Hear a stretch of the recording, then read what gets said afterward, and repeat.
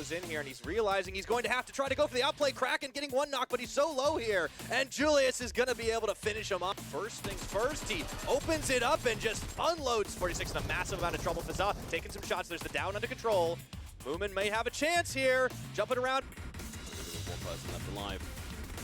They should be able to do this pretty easily. And this is just, there's just bullets firing in all directions. Rush goes in for the breach. Close to LP, and they have the full advantage on the situation, but XT going to be chiming in with their own bullets. Might have revealed himself here. Clown just quite have the sight on him.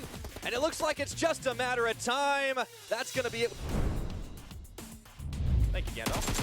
And Rush just tries to make a few more fights happen. He does manage to get a double knockdown. That means that Rush to Crush are still alive in this one, but they've got to make moves very quickly here. Good positioning a lot of the times, but he's still relying, getting a lot of those kills. And there's another one, the Babe. Clown is doing so much job here, not making a single sound. Doesn't matter if he's got those knocked out in 7th, or yeah, 7th place. First of AXT looking to breach in here on 46's house. Here comes Ray, but he been saw. Oh, he gets down there by Hasim.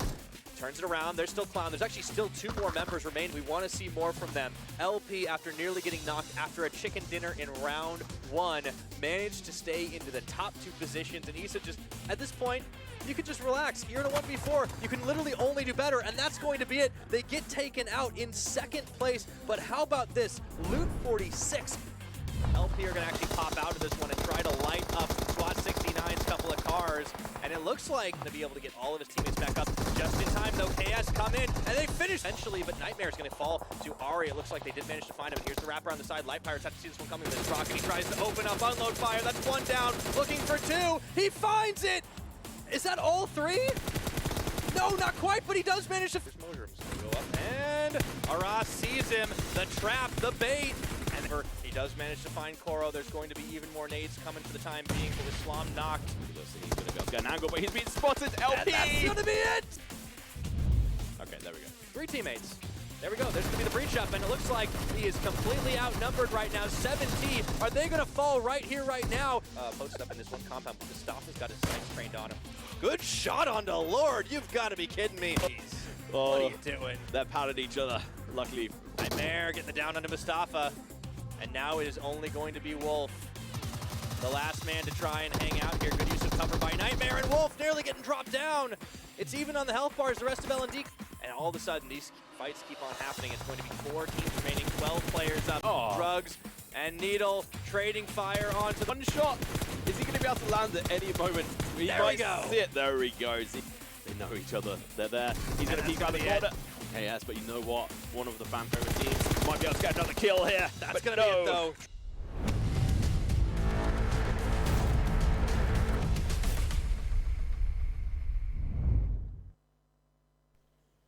Hello, hello, ladies and gentlemen. Once again, welcome back to the PUBG Mobile Club Open. It is the final day of the group stages here for the MEA region. I am Devin Pirate Tanks Young, and he is Tom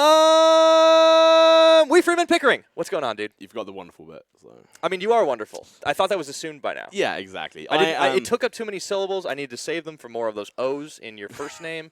So, please don't take it personally. That was a little bit of editorial discretion, if you will. Yeah, I'll let you have it. And if you're there sitting on Facebook, make sure to let me know what you think of that introduction. It feels fairly fabulous. Someone's got to clip it, I assume. From the lovely Mr. Devon. It's not about us. What it is about is, of course, the MEA region here and how the tournament works. We'll break things down for the Club Open, for the Spring Split. This is how it goes. Placement is king. 30 points awarded to the winner. Now, we've seen teams fragging out, but you only get 1 point for a kill, so you better stack those if you want to make it up for a placement that's anything shy of the top 7, to be honest. Yeah, and some teams have got a lot to do today, a lot of making up to do, because this is the final day of the group stage. There's a couple of teams who are on the periphery of this whole tournament, and they may not even make it through to the semifinals next week, because only 24 people go through. Yeah, out of the 32 teams. Here are our 32 teams. Now, some of these have already played all of their matches. That is, of course, the teams in Groups A and D. But we will be looking at, right in the middle there, Groups B and C. That includes the real deal. Current frontrunners definitely locked in for that one, unless they can get upended. RBK 3-1-3, RICHGANG, MBZ Falcons, iKurdTeam, Just Survive, Arab Madness. And, of course, Group C is comprised of KA Squad, F16, Nox, 963, 69 SWAT, SahiBalata, Assassins, and the SMP. Oh, SMB snapping in right at the bottom there. And I want them to do better because, I mean, they've got someone called Thanos in their team, so they're kind of, You'd think they'd be a little stronger, right? Absolutely. But let's take a look at our schedule, right? Because we have the same map set up for today, but we want to take a look back at the results. You can see why TRD really are the real deal. They got 2 first-place finishes, 2 chicken dinners on day 1 of this week. They got 2nd place on those last 2 Erangel maps, and of course, day 2 they weren't playing, but it was impressive to see Light Pirates and 46 Loot step it up. That's just insane. The 2 teams that we didn't expect to really win anything. Light Pirates, we expected to come high. Well, elite placement, right? It was all about placement. Because they were able to dance away into the circle with no problem. Dance through the danger, yeah. Yeah, and they didn't dance at all until the final game. And the final game is where they actually had like their worst performance of the whole thing. It was a weird one. I don't know where to put those guys for sure, but they definitely impressed us on that day. So did Loot 46. Now let's take a look, though, at the maps we have today. It will be the same set of maps that we've had all week long, which means we start on Sanhok, moving on into Vikendi, and then we'll drop double Erangel to close the day out. And Erangel is definitely going to be the tasty one there. We saw such a mixed results. We obviously did see LP as Light Pirates or Dancing Pirates and also 46 Loot take the chicken dinners on those maps. But it wasn't always so close. We saw it a little bit tighter a couple of times, so it may well be the same for this next one. But let's have a look at the total points and where everyone is sitting at the moment. So the real deal, obviously sitting high on top, the Kings, and it's very unlikely anyone will be able to touch them with the barge pole. I mean, 7 Reef team, they're not playing. Light Pirates, they're not playing. None of the teams in the top 9 here are, except for the real deal. So we have to look a little bit further down the standings to see if anyone is even possibly going to catch them. That would take a monumental effort. Yeah, and I mean, if you just have a look at Kurd Squad there, they did a really good play, and so did Light Pirates as well. I think they're both probably the fan favorites. Guys, if we're wrong, correct us in the I think it's definitely, we see a lot of Kurd Squad spam for sure. But yeah, why people might be wondering why we're not seeing 7 Reef team in there, because they performed actually very poorly. They had to rely on their earlier week results to get it. But here's where things get interesting. Starting in 9th place, we have Arab Madness. They will be playing today. They're the only team that has even a semi-realistic chance, and that's still a long, long bet of being able to knock down TRD. I mean, I'm pretty sure they looked into the future. They've seen over several million results, and there's only one in which they topple TRD going into the semis. They'd have to have Doctor Strange to be able to do that, but we'll see if they do that. I mean, I think they'd have to win, maybe every single game with a minimum. And TRD would have to place quite low, right? Yeah, and they'd have to get 20 kills per game as well to touch. Which is close to what TRD actually been able to do. We looked at it earlier in the week. They didn't get under 10 kills in an individual match. And they've not dropped below 5th placement at all. So today could be the moment they actually drop down a bit below, but that doesn't really matter to them. Unlikely, right? Yeah, I mean, but they're pretty much already locked in. Here's where the teams aren't in safe positions, right? You need to be in the top 24. So here are the teams that are just inside of the bubble, including the teams playing today: KA Squad, the SMP you mentioned before, and Just Survive. As well as RBK313, who have shown a little bit of improvement in this week, but we didn't see much out of them previously. The same thing can kind of be said of Just Survive as well. They had a couple of stand-up performances. You can see it in placement there, but really not getting a lot in the ways of kills. The SMP, you mentioned we want to see some improvement out of them. I 100% agree with you. But here is the teams fighting to try and get in. There's really only a couple of teams realistically that are going to be fighting for that. 963 is one of them, because despite the fact that they've appeared in every single match, unlike a lot of the teams down in the standings, they just haven't been able to stack up a lot of points. They'll have to improve coming into this next one. And then, of course, SahiBalata and SB, as we call them, are also going to have to do that, but they haven't loaded into half their maps, so they're kind of stuck back there for that reason.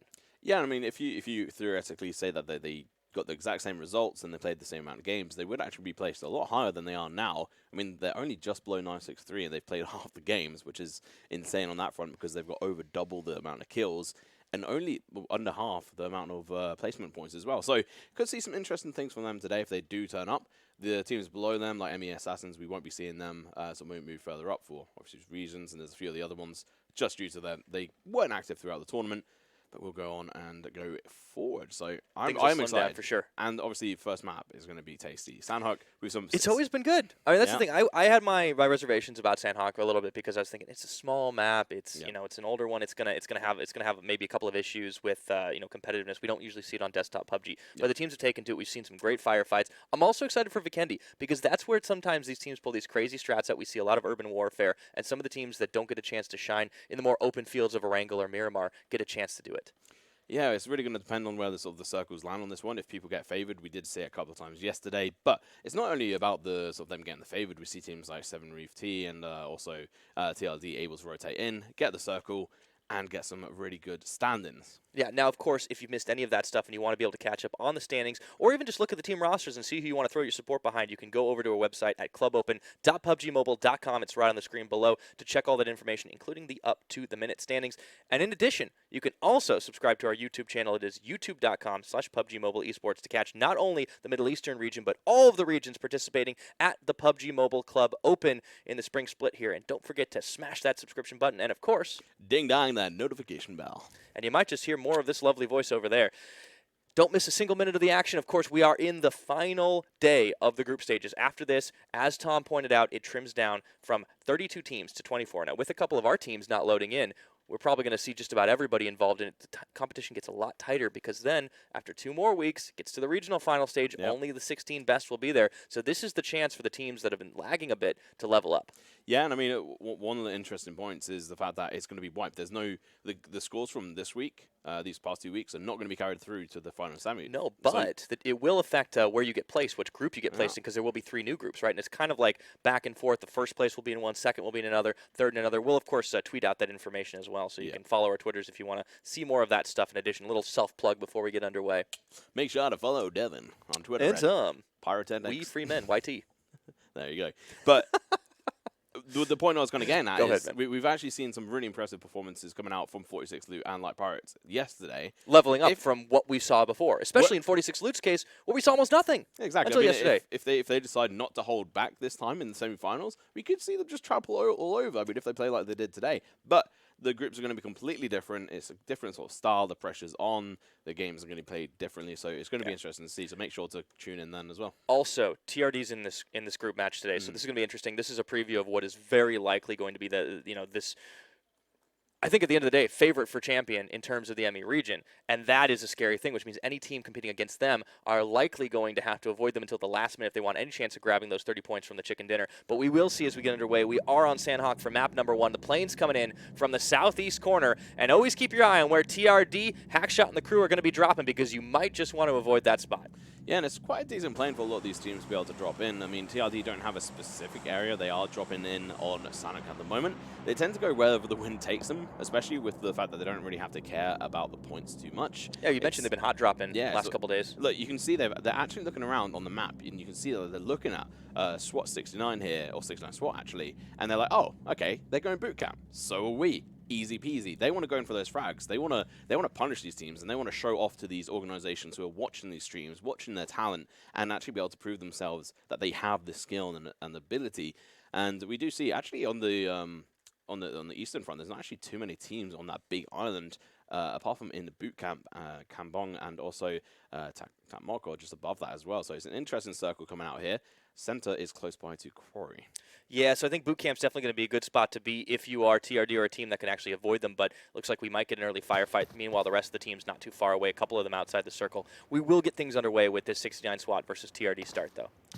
Yeah, and it does look like Kevin is already trying to lock in these guys. 69 SWAT do have in a good position, but MBZ have a better one. MBZ Falcons showing up early on up against KA Squad.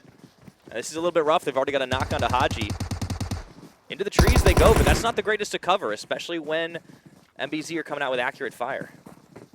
Yeah, and they are going to be chasing them down. Hammock is going to go down. Not looking so good for him. MBZ, one of the teams that do need to get a couple of kills so they can 100% secure it. They should be fairly safe, but they want to make sure they can prove themselves to the teams. Yeah, they start in 11th place right now, so they're definitely one of those teams that still have a chance to break into the top 10 pretty easily if they manage it. Arab Madness kind of already just a little bit above them, but this is going to clean things up here for MBZ and give them the chance to get onto the board with some early points. It's interesting. They dropped in so many faraway areas in the early maps that we kind of thought this team maybe was a bit more passive, but honestly, they just kind of had bad luck with the circle.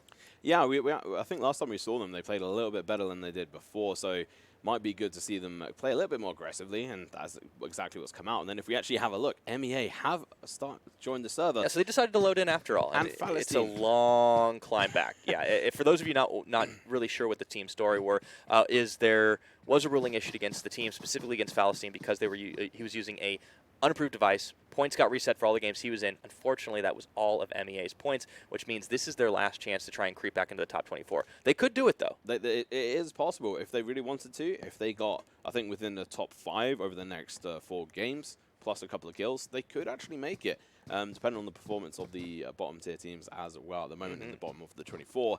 But unless we do actually see a couple of kills coming out, there are 12 teams in total on the server. I don't think there's been a full wipe yet. 44 people, and we're going to be seeing AM fight up against IK. Yeah, that's a little bit rough, too, for AM, because remember, they're the ones that want to break as far as they can into the top 10. Of course, they're already more or less locked into that top 24, but anything can still happen today. They have started with one down up against IK. iKurd looking to knock them down a peg. Trying to use that AK with no sights is definitely a challenge there, so I have to give them props for trying it, but it might just be a waste of bullets here, but we have seen teams wipe out squads with no sights at all. And then RBK still going to be able to loot up here fairly easily. H mode there, the Pride Rock man himself. That was such a sick play on Erangel the other day. He gets up after his team had been completely wiped out, and then he just unloads onto the UN members that were sitting just down further below. They didn't see him coming. Oh, man, I haven't seen Pride Rock play like that for a long time. Yeah, it's really nice to see. And TRD are hunting, but they have actually backed away from boot camp. Looks like they are looking to try and hold these two bridges from any teams that just decide to try and cross. And, I mean, to be fair, they've got the firepower if they wanted to, but... And they're allowed to do this, right? Yeah. I mean, you're in a safe lock for first place. There's barely any teams that can catch you, so you might as well try to use this as a practice round. Yeah, and I mean, if they meet those teams that are a challenge, I mean, 100% don't have a chance. I mean, I think, like we said, there's only one team that really has the potential, and it is AM. And they're still like over 100 points behind. Like it would be actually insane to see them get into first place and topple. I mean, stranger things have happened. We've seen 46 Loot come up huge as well as Light Pirates yesterday. But I do think that TRD are probably the scariest team in this tournament, and they'll continue to be so. Yeah, I think if they play properly and like they have done, then we could easily see them break like the 350 mark. They have done it before, so again, that many points. But let's have a look. They may face a bit of an issue here because RBK is going to be lining himself up, looking for people as he's backing up his team who are crossing this waterway. Yeah, there's a couple of these RBK members, and RBK have been a team that have slightly resurged a little bit over the last couple of weeks. It started looking like a fairly weak team early on, didn't acquire a lot of placement points or frags, but then their last performance started to shape up a little bit more as the tournament meta took shape. Here we will check back in this fight with Air Madness and iKurd. Looks like everybody's back up on their feet, and they're just fighting across the waterway. Ooh, an MK14. We've not actually really seen that drop. I think we've only seen one or two. Where is it? Who knows? We can't even see on the minimap there. Way out in the open. Yeah, I imagine we'll see it later on. Probably not picked up, though. Back to TRD. Back to one of their split pairs. Ooh. That's Bard on the IK side, getting under fire inside the house here. So, wonder if he'll sing us a song. Yeah. That's going to be a song of bullets across the way. Going to go pew, pew, pew. Looks like someone's trying to quiet him down. Oh. You're very punny. Ooh, B52. He's going to get dropped down earlier, and HicksU starts to unload. He finishes off B52 from the AM side, so we got a third party coming in from TRD. TRD and AM are the team that can, only potential ones that can challenge them. This is why we talk about how good this team is, man. They just do not care. They're the Honey Badger squad right now because they're so far out in the lead. They're so good. They're just outclassing almost every opponent. We haven't seen, I think, a single team like really just dominate them. It's always been close when they've actually lost. It's going to be an interesting situation when we see them go against the other regions. Are they comparable, or are they not? We'll see that in a moment, but it's actually going to be IK taking down a couple of members. That is going to be a drop, so Zero may end up dying. He's a little bit far away from his team. Kevin and HicksU are there. Let's see if Bard can actually make the play happen. He's not going to take the shot just yet, trying to line it up, but he might give him his position away because you see Molotov on the opposite side. Might have him in his crosshairs, so this is a tenuous position. Yeah, I mean, Zero is actually leading out very, very fast, and Kevin is going to cross over. He's going to be able to pick him up. Didn't actually take any shots. Hits, rather. Kevin should be able to get him back up. So the split kind of ended pretty quickly there for TRD here on Painan. It looks like they're going to try to come in and clean up everyone else, but so far they're not going in to try and breach onto the Air Madness members. Instead, they're focusing all their attention onto IK, who are under fire from effectively 2 opponents. Oh, good drop down! HicksU with the shot. Bard has sung his last song. He pissed off the wrong crew, and now TRD are looking to take revenge. You call that unlucky, man. Anytime TRD comes into your territory, you best believe you got to turn tail and run. Yeah, IK would be best to turn on the hills and run away. TRD now going to be turning their attention back over towards AM. In the meantime, Jasner and the crew from 963 going to be hopping in a couple of vehicles here. And we got to track these guys over the game. 963 are one of the teams outside of the bubble. They need everything they can to get back into it, but they are going to have to get into the circle before that happens because you can see how far out they are. And there's another firefight. Oh, we're back to the same one, rather. It's probably going to be the most interesting one of like the first couple of minutes anyway, because we're only like 8 minutes into the game, so we'll see. Maybe within the first 60 minutes. AM could get sandwiched here, actually. Look, it looks like the IK members are looking to try and wrap around the side, but so is TRD. Yeah, this could actually be ending very badly for TRD if they're not careful. If it happens, shot's starting to be taken here by Hackshot into the house where Molotov sits. Remember, AM only playing with 3 right now, as B52 had already been dropped. And luckily for TRD, there is no team damage. They can actually shoot at and through each other if they really wanted to. It's just nades keep on coming right now. IK are actually pretty happy the pressure's been taken off them, so TRD turning their attention over to AM means that this 4v3 may turn out not so good for the Arab Madness members. Remember, 9th place team trying to pick up as many as they can just to ensure top 10 positioning, even if it doesn't mean too much going into the next rounds, since you're already fairly secured in your lock position. Now we are going to check in with a team we haven't seen for a while. This is Nox over here, down with only 3 members. Oh, it looks like it's going to be SMP starting to lose. They did not see that coming. And that's going to be one guy straight off the map. He's going to be dead and out for the count. Knocks the so-called bad boys off the server. That's like all of them straight away. And they are looking to perform even better. They do knock another player from Snap down. This is not looking so good for Snap. They came into the server with 33. And no Thanos in sight. Yeah, another bubble team. Seif, oh boy, that nade he's going to force into a first aid kit. And when Nox are hunting, this is going to be rough. There's 4 players splitting to collapse onto them on this rock right now. They've got to make moves quickly. We're running into the waiting arms of Galiko. Seif knows there's nothing he can do, and Snap are going to drop in 3rd. Excuse me, in 12th place with only 3 players that loaded in. First team that are out, and this is another crate, which is pretty much exactly the same, albeit there is a suppressor in there this time round, and it's right next to one of the teams, Team 4. That is, can't actually see them on the map because it was a different one, but I'm sure we'll be able to see in a moment. But 12th place, that's going to be painful. And AM at the moment are going to face a potential backstab from IK. TRD have backed away from the situation. They know that, although they can play a little bit flamboyant, they do want to be careful. And it's going to be RBK who are going to be able to pick up that package. Ooh, okay, spicy. See what RBK can do. But yeah, so this fight, this has been really where all the action's been centered. The Nox wiping out all the members of SMP notwithstanding. A lot of teams look to start to join them here as the circle will eventually shrink down. Painan kind of being on the edge of it right now does mean that eventually you have to cross this water somewhere. There is a bridge a little further to the north, but a lot of teams will want this. And we're going to check in with MBZ Falcons, who started out by taking down about half the members of KA. Which was a good start for them. They get a couple of kills in here, and they do need KA still up, though. A couple of them anyways. Yeah. And we do have 963 here, who we are viewing. I don't think they're inside the circle right now, so they do need to make a move. They're right next to Temple, from right there. Just on the edge, it looked like. Oh, they are in. Okay. So they will manage to make their way in. KA's couple of members are as well. And that next circle comes through, once again, centering on Corey. There's 1 team in it, and it's going to be MEA. So there's going to be a lot of movement here. RBK, TRD, AM, IK, MBZ, 963, and also KA are probably all going to clash. Oh, and, of course, 69 SWAT and JS. They're all going to be pushing in. Camp, yeah. They're going to be funneling into the same area. Some of them might push away, but either way, back to the action. We could have an all-out brawl, but Hixu gets dropped down. He peeked a little bit too far. Dropped the grenade down. He's going to have to go crawling, and that might be the chance for AM to start to turn the tables onto the TRD side. Looks like it's going to be another drop, though, off the board. Quiet. He goes down. He gets eliminated by 0. That was good return of fire there. They are going to have to pick up a couple of people on from the TLD side. Very careful indeed. And now IK going to be making their moves against AM. Oh, this is great for IK. They smelled some weakness and they started to come in. Unfortunately, starting to lose to another third party because MBZ were outside. 4th party galore, soon to be 5th if they're not careful. Yeah, we could start seeing teams just high-five into each other at this point. So AM starting to lose quite a lot here. 2 dead, Butcher knocked, only Molotov remaining healthy, trying to get his teammate back up. He will be able to do it, but this is a severely weakened AM team. Yeah, and it's going to be TRD who are going to go in for the push. They don't want them to recover. They know they've got a limited amount of time to take out the enemies here. Oh, Molotov may have had a chance, but he got spotted in the transition here, trying to get 0 down, but he gets taken out before he can find the final shot. And that means it's going to be all down to 1 more member of AM. Kevin takes a few shots from the distance, but he gets back into the safety of the house. Meanwhile, looks like MBZ are finding fights on multiple fronts as 963 run afoul of them. Yeah, and AM is the last member alive.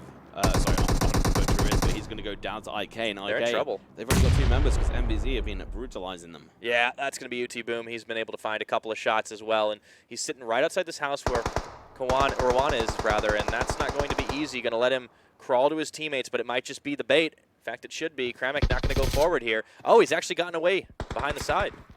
Yeah, and a team up on the hill behind them for people trying to enter RBK are going to be the people blocking them from being able to enter the circle at a later stage. There's a lot of teams in this small area while the circle is still wide. We could see some very early fights here. Looks like SWAT from JS does get knocked down. AM are out, though, in 11th place, so not a great start for that squad. Still, though, they have good placement positioning already. Yeah, and MBZ are going to be able to try and surround these guys, but it seems like the reverse might end up happening. But I think, oh, lost Kev. Shots there, pulls out his 6 times, goes for the spray, doesn't hit anything, but pulls out his grenade instead. He's pulled the pin. They should know that this is the time they need to run. He chucks it in. Rowan, he's going to go down, I think. Yeah, Rowan's going to get dropped down. So MBZ going to find even more there with the finisher on the nade. MBZ going to take up the residents of the spot where IK previously weren't. Kramak's wondering where the heck his allies are, and he's not going to have to wonder for long. Good shot by Hixu on the nade. That was from across the water, whilst they're in the midst brawl of RBK from a distance. Interesting here. Now JS under fire from 69 SWAT. That's RIP. That's going to get taken out. RIP for sure. Man, there's just so much carnage going on here. We're down to 9 teams, 31 players remaining, and it's only 14 minutes here. Painan's still the theater of war as the circle starts to close in. Yeah, and the difficulty is RBK are going to be holding out TRD, so TRD just trying to stop MBZ from being able to cross the river. It's not looking so good for TRD, actually. They could get taken out, but I don't think they really cared too much. Not looking good for a lot of teams that are just outside the bubble right now. You can see very few teams are anywhere near the circle. Now, it will favor a lot of those westernmost sides. Ooh, Mehmet is going to get dropped down just outside that range. MEA have had the good fortune of not having to run afoul of anyone just now, although you've got to think they're going to want to make some frags in addition to getting placement points over the course of the next few rounds. SWAT's still alive. Yeah, he only actually has 1 bullet in his gun right now, so I'm not sure if he realizes or if he just doesn't have the ammo. So he's trying to crawl in here without being seen by Captain, and he might just be able to edge his way in for a moment. No. Seems like he's been spotted. He's in trouble. I think this might be where JS ends. Mehmet's going to get taken out. SWAT still wrapping around the side. We'll take a look at the picture-in-picture of teams on the opposite side looking to find a fight. I think that's the remaining 963 members on KA. Both squads weakened. Energy drink popped by SWAT. Maybe he has a chance to start taking out some of these 69 SWAT members. He keeps cancelling the animation. I'm not quite sure what he's looking to achieve there. Finally, he's going to take a drink, of an energy drink, maybe? I don't even know if he's done it yet. Either way, he needs to heal up very quickly, and then he needs to go for a quick run right up behind 69 SWAT. Oh, the blue closing in on him right now. It looks like MEA have entered the fray as well. They find KA's last. I don't really know what SWAT's doing right now. He is trying to out-heal the blue, which at this time yeah, that just seems like a bad strategy. So a couple of teams really no good spots to go, and he actually even takes some blind fire. Really nowhere that he can go that's safe at the moment, so he does need to find another rock outcrop to do it, but outrunning the blue is not going to be easy. Meanwhile, we'll check in with this other fight between KA and 963. Kevin gets knocked by RBK off screen. That's pretty significant. We don't usually see TRD members going down. And it looks like there's some fire on multiple fronts here as they look to leave Painan. Yeah, unfortunately, they don't have the advantage at all here, so TRD are going to have to wait in the blue here as the circle now pushes in. It's going to be very difficult. They're on the outside of RBK. I don't think they see this here. Nade out. Is that going to be too far, though? Is it rolling down the hill? They got to know something's happening in H mode. He was already unable to move, and it looks like there's going to be another down onto one of the RBK members, and MBZ coming behind them, cleaning up all of them. Looks like H mode still on his knees, but there's a couple of teams off to the left, and not for long. That's going to be anything. RBK are out in 9th. Yeah, that was really good, and TRD I don't know about for long right now. Big shots unloaded by the KA members, but across the way, what a brilliant shot. Couldn't see what team that was on the opposite side. Meanwhile, TRD, they live to fight another day. Some loud firefight coming out from those guys, but we'll see TRD carry on, try to jump inside the circle. They may well just be able to make it, but MBZ now going to be on a fight from 2 to 3 different teams. Yeah, let's see what 69 SWAT can do here as they're coming up the hill with all 4 members. MBZ, they have all 4 as well, but not 100% healthy. Mustafa looks like he's still knocked down by 69 SWAT. And looks like that's a 2-man opening up here. SWAT's trying to come in and maybe clean up a couple of fights himself, but MBZ showing that they are such a strong team, knocking down members left and right of the 69 SWAT squad, but I spoke a little too soon. EFT Boom, he gets dropped down by Captain. Captain trying to do some work here, but JS trying to return the fire. There's only one healthy member. It's UT Kevlos. Yeah. Let's see if he can stay alive here. He's going to pop a bandage at the moment. He's not even healthy. He's so low. Narcos is up, and he's going to be picking up Lashin, one of the players that we should keep an eye out, because he has been doing a lot of decent shots in the past. And TLD somehow alive with They've just three split across the water, members. too. How have they managed to stay alive in this situation? They're TRD, man. Yeah. Hackshot can just go across this bridge now. It may not be the safest as MEA are kind of waiting in the wings over there, and so are 963, so this gets a little hairy. 963 staying alive for a decent bit of time, just taking pot shots where they can. Only They're one actually member taking down. shots at TLD. Don't know if that's the best of strategies, but Nope, looks like MEA's found them as well. Yeah, they took a couple of shots, and unfortunately they gave away their position, and now they're going to get punished for it. So, sure, you got to take a couple of shots at the best, but it seems like MEA, the worst at the moment. 69 Squad have lost interest in the MBZ members. Smart choice. Get inside the circle, leave these guys to die in the blue, which is going to happen because Kevlos can't help. Can't do anything. Yeah, that's going to be Boom going down. And that means that it will be down to one member of MBZ running away as the rest of the teams converge on one another. That's Nox and 69 Squad. TRD looking to reunite with their team member Hackshot, but we are going to see a 4-on-3 here if 69 SWAT aren't careful. Yeah, and looking for the kill. Captain take the first shots. He nearly got one down. It looked like that was on Glico. No, it was Dr. Aluz. Here comes the rest of Nox, though, moving around the rock side, and it's just ring around the rock. Who's going to get the first shot? Captain going for it, but he gets dropped down. Way too many members of Nox were there. Maurice is going to be able to come up with it at the end of the day, and he will finish off Captain. Ben moving into charge for the rest of the 69 SWAT members, and that might be it. MBZ lose their final member as well, so we're seeing teams drop like flies. Oh no, Nox may just end up dying to the blue if they're not careful, and Spot 69 or 69 SWAT are going to be able to potentially wipe them out. That's Narcos, he's looking for it right now, and he's the only healthy member remaining, trying to go forward to get La Shin up. And I can't believe it, through all of these fights, 69 SWAT are hanging tough. Yeah, there's only one member left of them, and there's actually only 5 teams due to the fact that TLD took out MBZ, and this means that TLD's record of staying in the top 5 remains.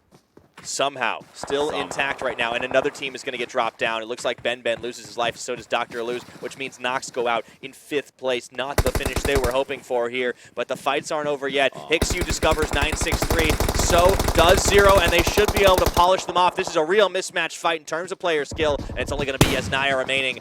963 could secure a top 4 finish, though, or will secure a top 4 finish no matter what. Oh, my goodness. Zero getting dropped down by Wasim from MEA. Yesnaya getting Zero with the finisher. They're still alive. Yeah, the circles landed in their favor, and MEA are now coming in to join in. Rip Yesnaya. That's 4th place finish for 963. Unfortunately, he just left himself a little more exposed. MEA are going to come up huge in this one. And I can't believe it. There's still 2 TRD members. Hackshot's still alive. Abbas does get dropped by Hicksu, and he gets finished off. Wasim turns it around into Narcos across the river. TRD are still in this. Hackshot's taking shots.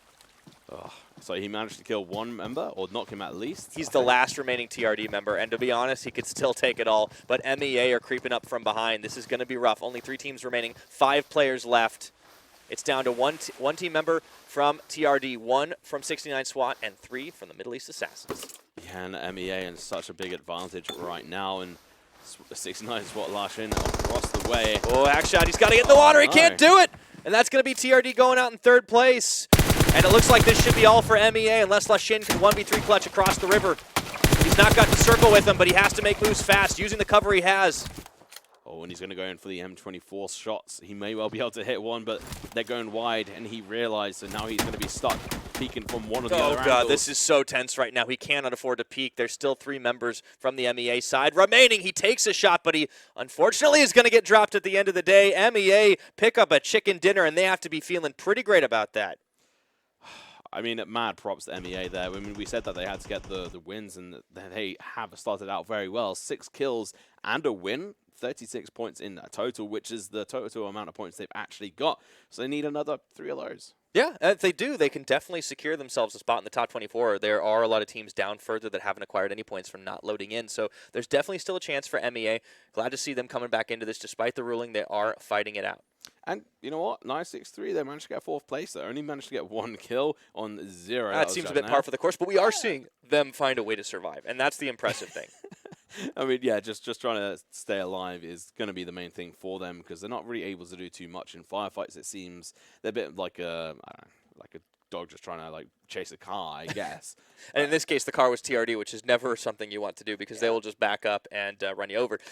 Unfortunately, now TRD did go out in 3rd place, but that's like one of the worst finishes we see from them, especially in the last couple of days. And they also happen to really not get favored by the circle too much. So they kind of got sandwiched between a couple of teams. That being said, they're still very scary, and they probably are playing for a little bit of fun because at this point, they're pretty much locked in first. We talked about AM being the only team that could even potentially catch them. Well, AM goes out in 11th place. I don't think there's a chance now. No, I mean, going out in 11th place was just not good enough. They only got a couple of kills as well, maybe only 1 or 2, which was just not favorable at all. So now let's have a look at a couple of highlights here. Zero does go down to Bard here, but eventually he gets picked up and the fire is then returned back onto Bard. It was an interesting 3-way fight for sure, but you could see at the end of the day, AM just didn't know which way to turn. IK kind of made a good effort of it, but then MBZ just came in and really upset the apple cart. And MBZ did a good job here, really seeking out fights, something we hadn't seen them do in the early rounds of the tournament because they just fell so far away from the circle. They spent half their time running, and here they go cleaning up RBK as well, getting the wraparound on the other side and keeping them unaware. And this is why you see MBZ getting into that 6th place finish. But there were a couple other fights where things kind of went a little bit sideways for them. 69 SWAT ran afoul of them. You could see SWAT from JS, one of the last remaining members there, making his final stand. And then Nox turning around and finding the 69 SWAT members before ending up getting wiped themselves. So it was a whole lot of chaos and carnage here in these semifinal circles. Yeah, unfortunately, they concentrated on trying to get the shots on them rather than trying to get inside the circle. And we do see TRD hackshot there going down, which is a bit unfortunate. And then we do see MEA taking the win, the chicken dinner. So GG, well played to them. A couple of the other teams played very well. I mean, TRD, as usual, playing fantastically. Yeah, and they were doing it with less members as well. Like, again, we keep talking about it like, oh, it was down to 1 member, it was down to Hackshot, and there's still a chance for him to clutch it out because we've seen it happen before. But that circle shrunk down really fast. MEA, honestly, they had a solid drop. They dropped very far to the east, the only team to really do that. And they spent the first couple of circles running, but once they closed in, they picked targets well, they rotated effectively, and honestly, it was a well-earned chicken dinner from them. Yeah, and I mean, with their rotations, they got inside the first circle, and after that, they just played slow compound to compound. They didn't actually need to run too much after that. Probably see the same with Vikendi. Yeah, until the right at the end there, where they did actually have to cross the river, and they snuck up behind 963, because that circle was so heavily favored on 963. It was just unfortunate that TRD had already crossed and preempted that. That's why they had. And that's the issue for 963 too. Is like it also comes down to execution in those cases. And what we've seen time and again from 963 is they're always willing to take the fight. They have a lot of heart. They play with a lot of spunk. But unfortunately, that's not a substitute for accuracy, and they just can't quite get it done. They also peak a little bit too long, and that's the difficulty here as well. So we're hoping to see more from 963. However, that being said, a 4th place finish, good placement for them. They only need to pick up so many points to get their head above water and get into the top 24 spot. It's not going to be too hard for them. I mean, better than SMP did. I think maybe even 1 or 2 games more like that, they could definitely make it in. But let's have a look at the kill leaders here. Narcos are going to be at the top there. They're going to who did come in second at the end there. 69 SWAT. MBZ Falcons also showing up quite a lot as well. A couple of members in these top spots. And UT Boom, man, that guy looked great. But it's all about MEA because they spent a couple of circles really not finding any fights. But then Wasim just shows up huge here. Yeah, it was really well played from him. I mean, 4 kills for MEA. That is something we didn't tend to on see one player too much of. Yeah, I mean that was really well played on him, and we obviously see MBZ in the top 10 3 times actually, which is really impressive from them. Quite a lot of kills in TRD, not an unusual sight. 69 SWAT about the same as well. I think really, MBZ and MEA are the surprising sort of results out of this one. Nox, not so much. Kind of expect a little bit more from them. The other members. Well, we had high expectations for Nox, right? Because we saw them clutch so many rounds, play so impressively, but they then get dropped in kind of these chaotic firefights. I think once we get to Erangel, we'll probably see Nox shining a little bit more because it's less of that compound-to-compound play that you're talking about. But let's take a look here at 69 SWAT, which have now renamed to S&T, and MBZ Falcons, the 2nd and 6th place teams. Yeah, so let's have a look at this. So damage is actually fairly close, but kills, just one difference as well. Standings is completely different on that front. But it's all about survival. MBZ Falcons, getting a lot of kills there, 11 in total, which must actually be, I think, the highest kill rate so far. For them, I think, they've been hunting quite a lot, which, again, it is surprising considering how they opened the tournament, but you have to think this was probably how they wanted to play it earlier on. Taking a look at how some of the players shaped up, Leshin and Loskev actually having a pretty decent split. In fact, the same amount of distance gone as well. Yeah, almost exactly. That is ridiculous. And almost the same kills and damage as well on that front. And, I mean, both of them are fairly equal sort of players on that front.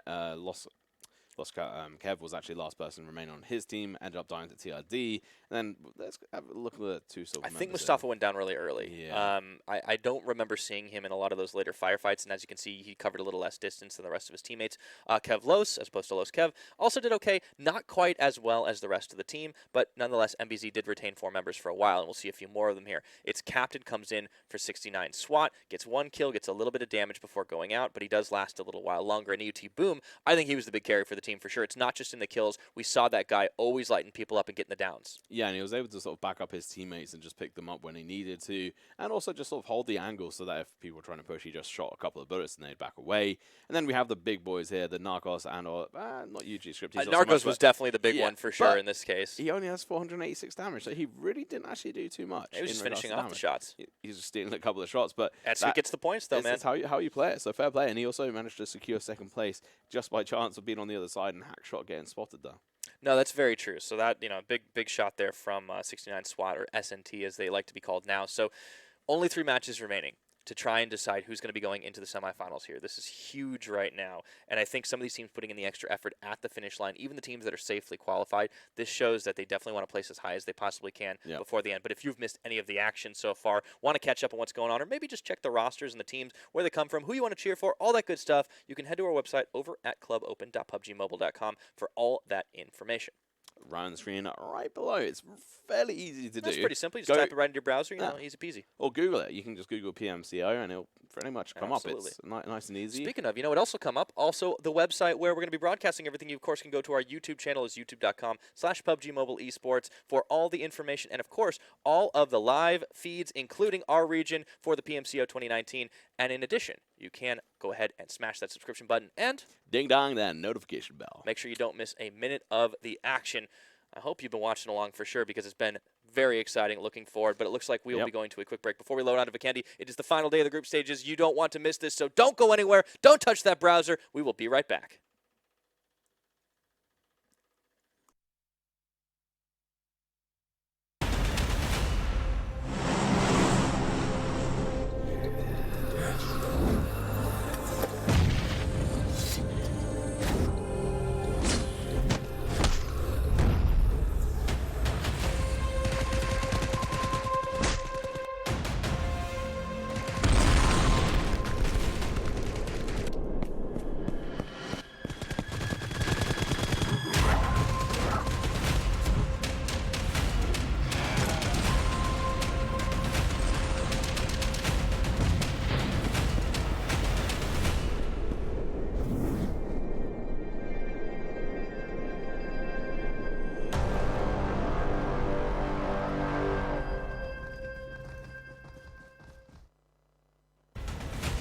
Zombie Darkest Night, the newest mode in the zombie universe, is here. This time, the rules are different. No more parachuting, as players will be placed at random locations on the map when the match begins, and there is no single winner. Players must work with their teammates to spend one long ride in the match and stay alive until the sun comes up. Waves and waves of zombies will spawn during each of the 3 foggy periods at night, and supplies should only be scavenged when the fog fades. The main objective is not to defeat other players, though this doesn't mean they are harmless. Players may need to work with other teams when necessary, but should also watch their backs in case the Fragile Alliance goes south. This will be a unique experience for every player involved. This new mode also comes with a passive skill for every player. Understanding these skills will be the key to staying alive in this long night. Can you ride out the night?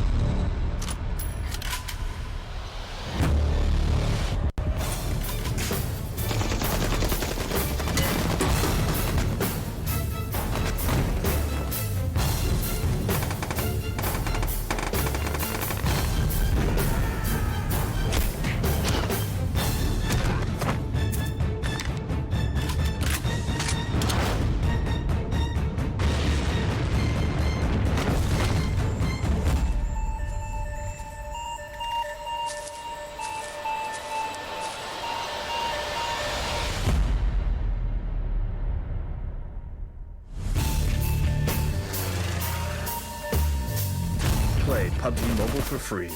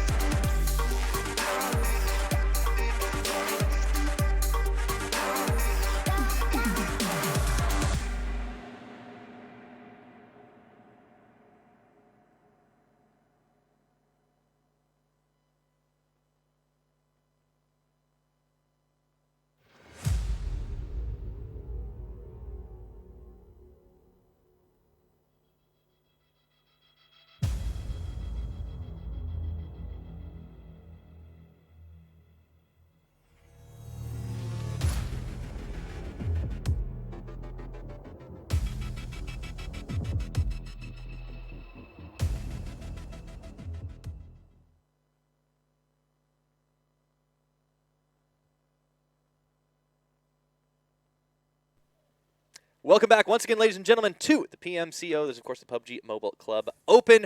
This is the 2019 Spring Split, and we are covering the MEA region. But I am Devin Pardonis Young still, and, of course, he is Tom Freeman Pickering. And we're going to be bringing you all the action for the rest of the game for sure, so it's going to be pretty good here. I'm looking forward to seeing how the rest of the teams actually go in the next couple of rounds, because that was a great round by MEA, who really need all the points they can actually get going for the next couple of them, since they lost a few due to the ruling earlier in the weeks. I'm so surprised that they actually managed to win that one and take away 36 points. I'm saying on that. It's a little bit ridiculous considering... impressive performance. Up against TRD as well, who ended up in third place. And, you know, they may be having a little bit of fun right now.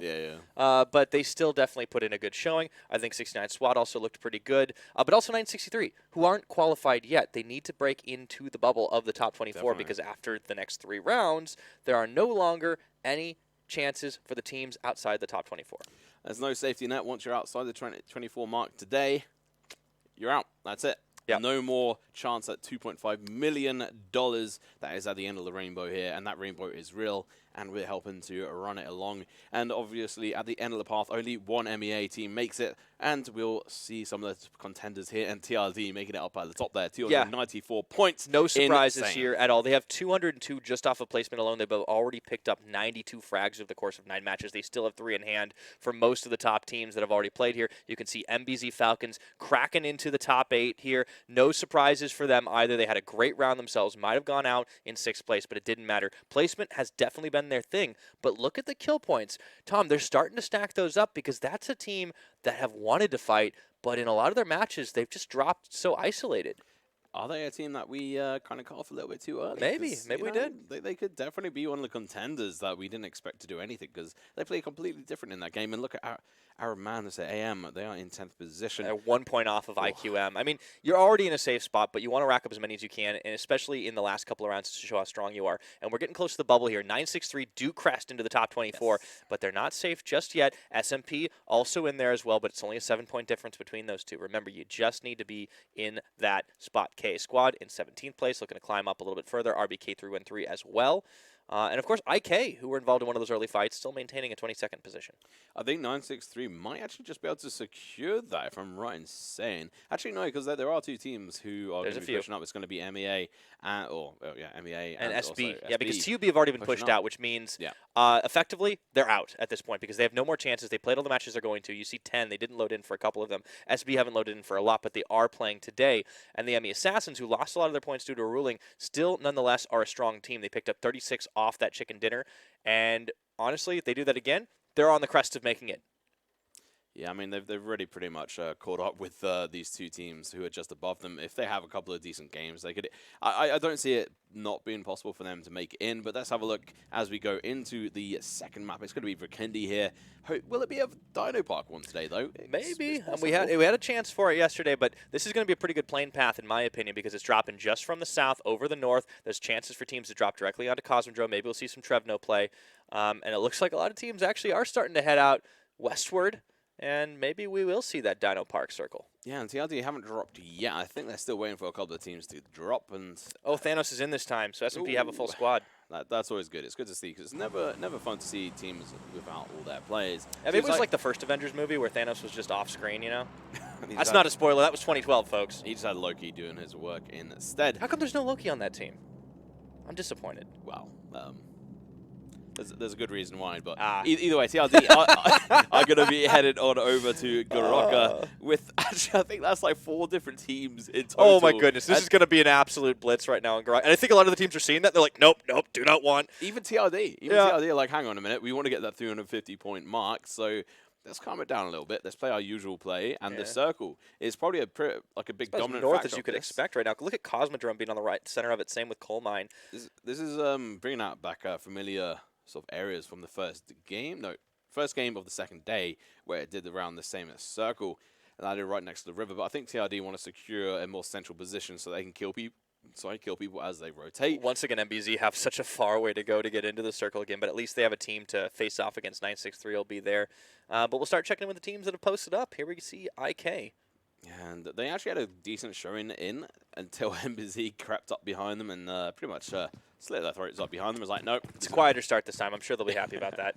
Here's MEA and JS as well, and they're up by Trevno.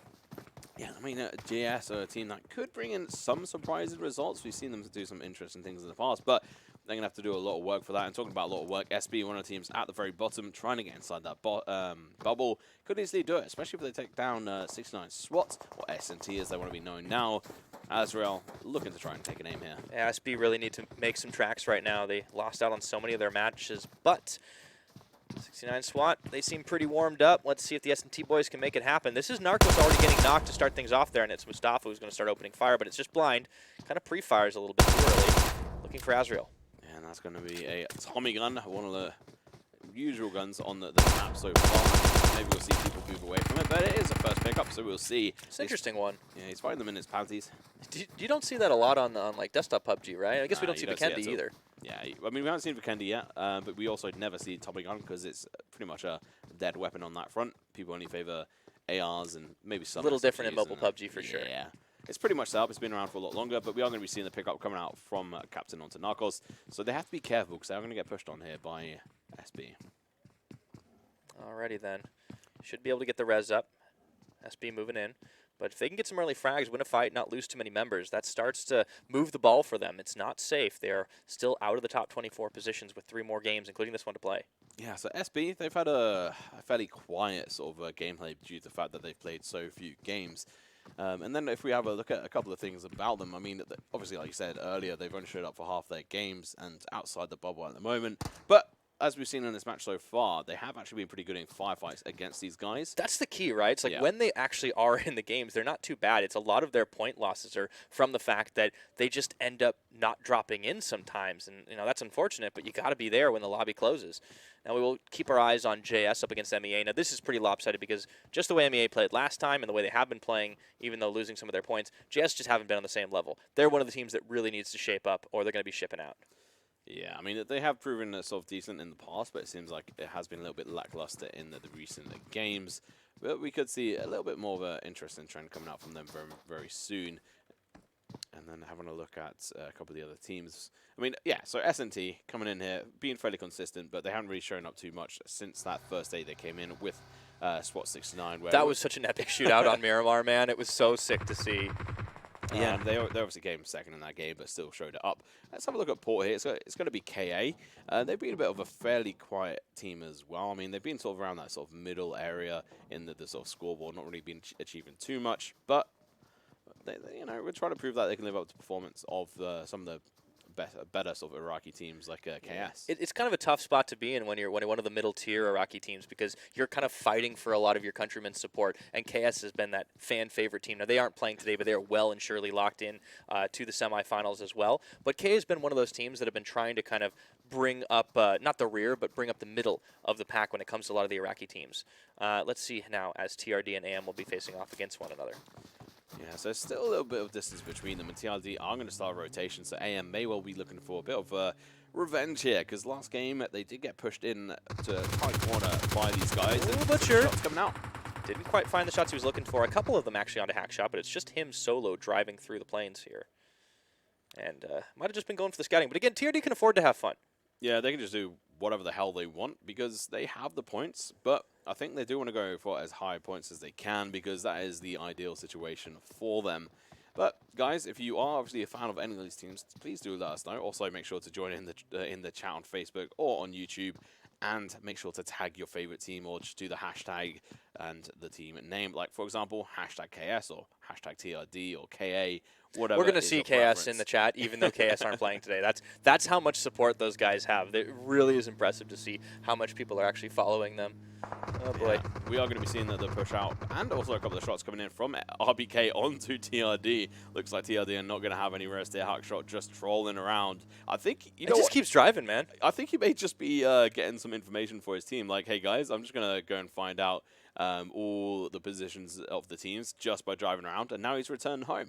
That's a long road trip to go solo. I hope you packed a little bit of tunes for this trouble as well. We will take a look at MBZ, though. This is one of the teams that placed fairly far out in terms of position, so they'll have to be driving away a little further, and they're just two-manning it up in the snowmobile. There's no one to really follow them, though.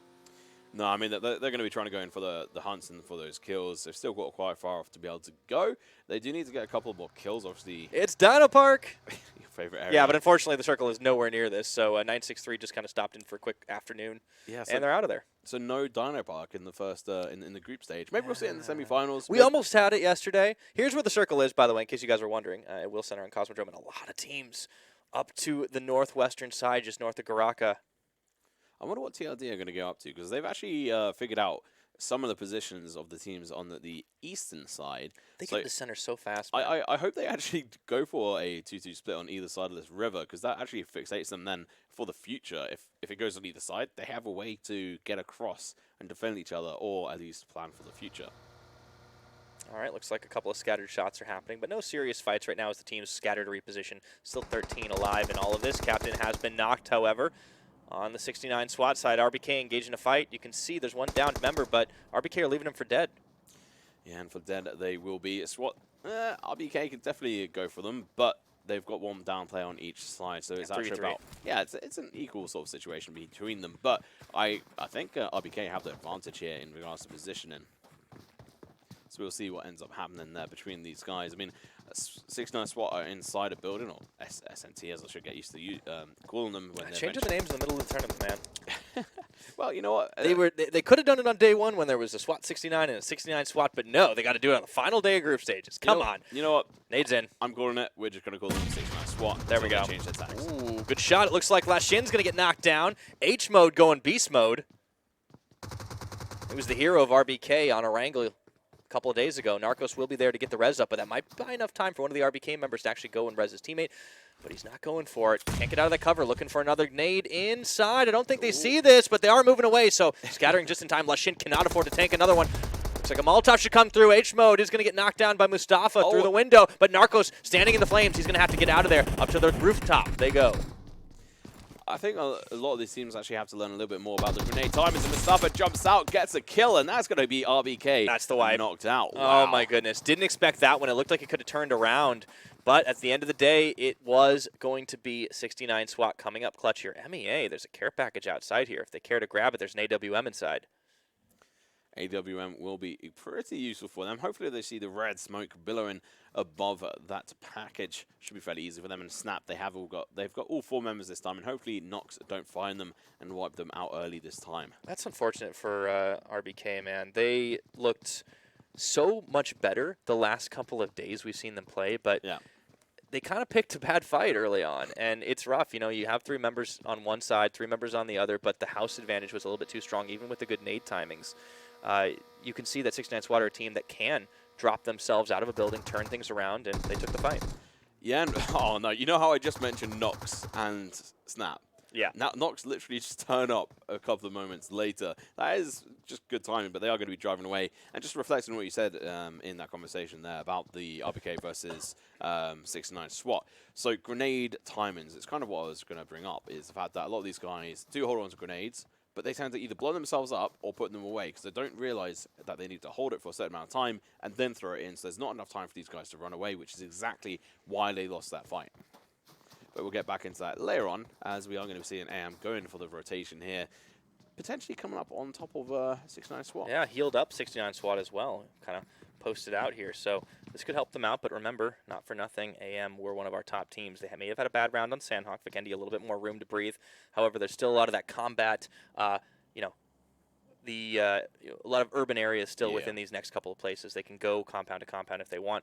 We haven't seen a lot from some of these teams on the borders, though, and they're going to have to move pretty quickly as the next circle centers right into the middle. Great spot for TRD, great spot for MEA. JS on the outside, they're going to be coming in as well. Yeah, and TRD are going to be playing this this map a little bit differently to how they're used to. And, you know, they're just taking a bit of a chill pill. They played a very aggressive last game. This time they are playing a little bit more chilled out, just taking more of a central position. Maybe we'll see them rotate across either side of the river eventually, but I imagine we will just see them play a little bit calm. If they do see an opponent, they may chase after them. Ooh, there we go. Yeah, SMP trying to drive away from Nox, and Nox will be taking the long shots. They don't manage to knock anybody out, so SMP do manage to escape.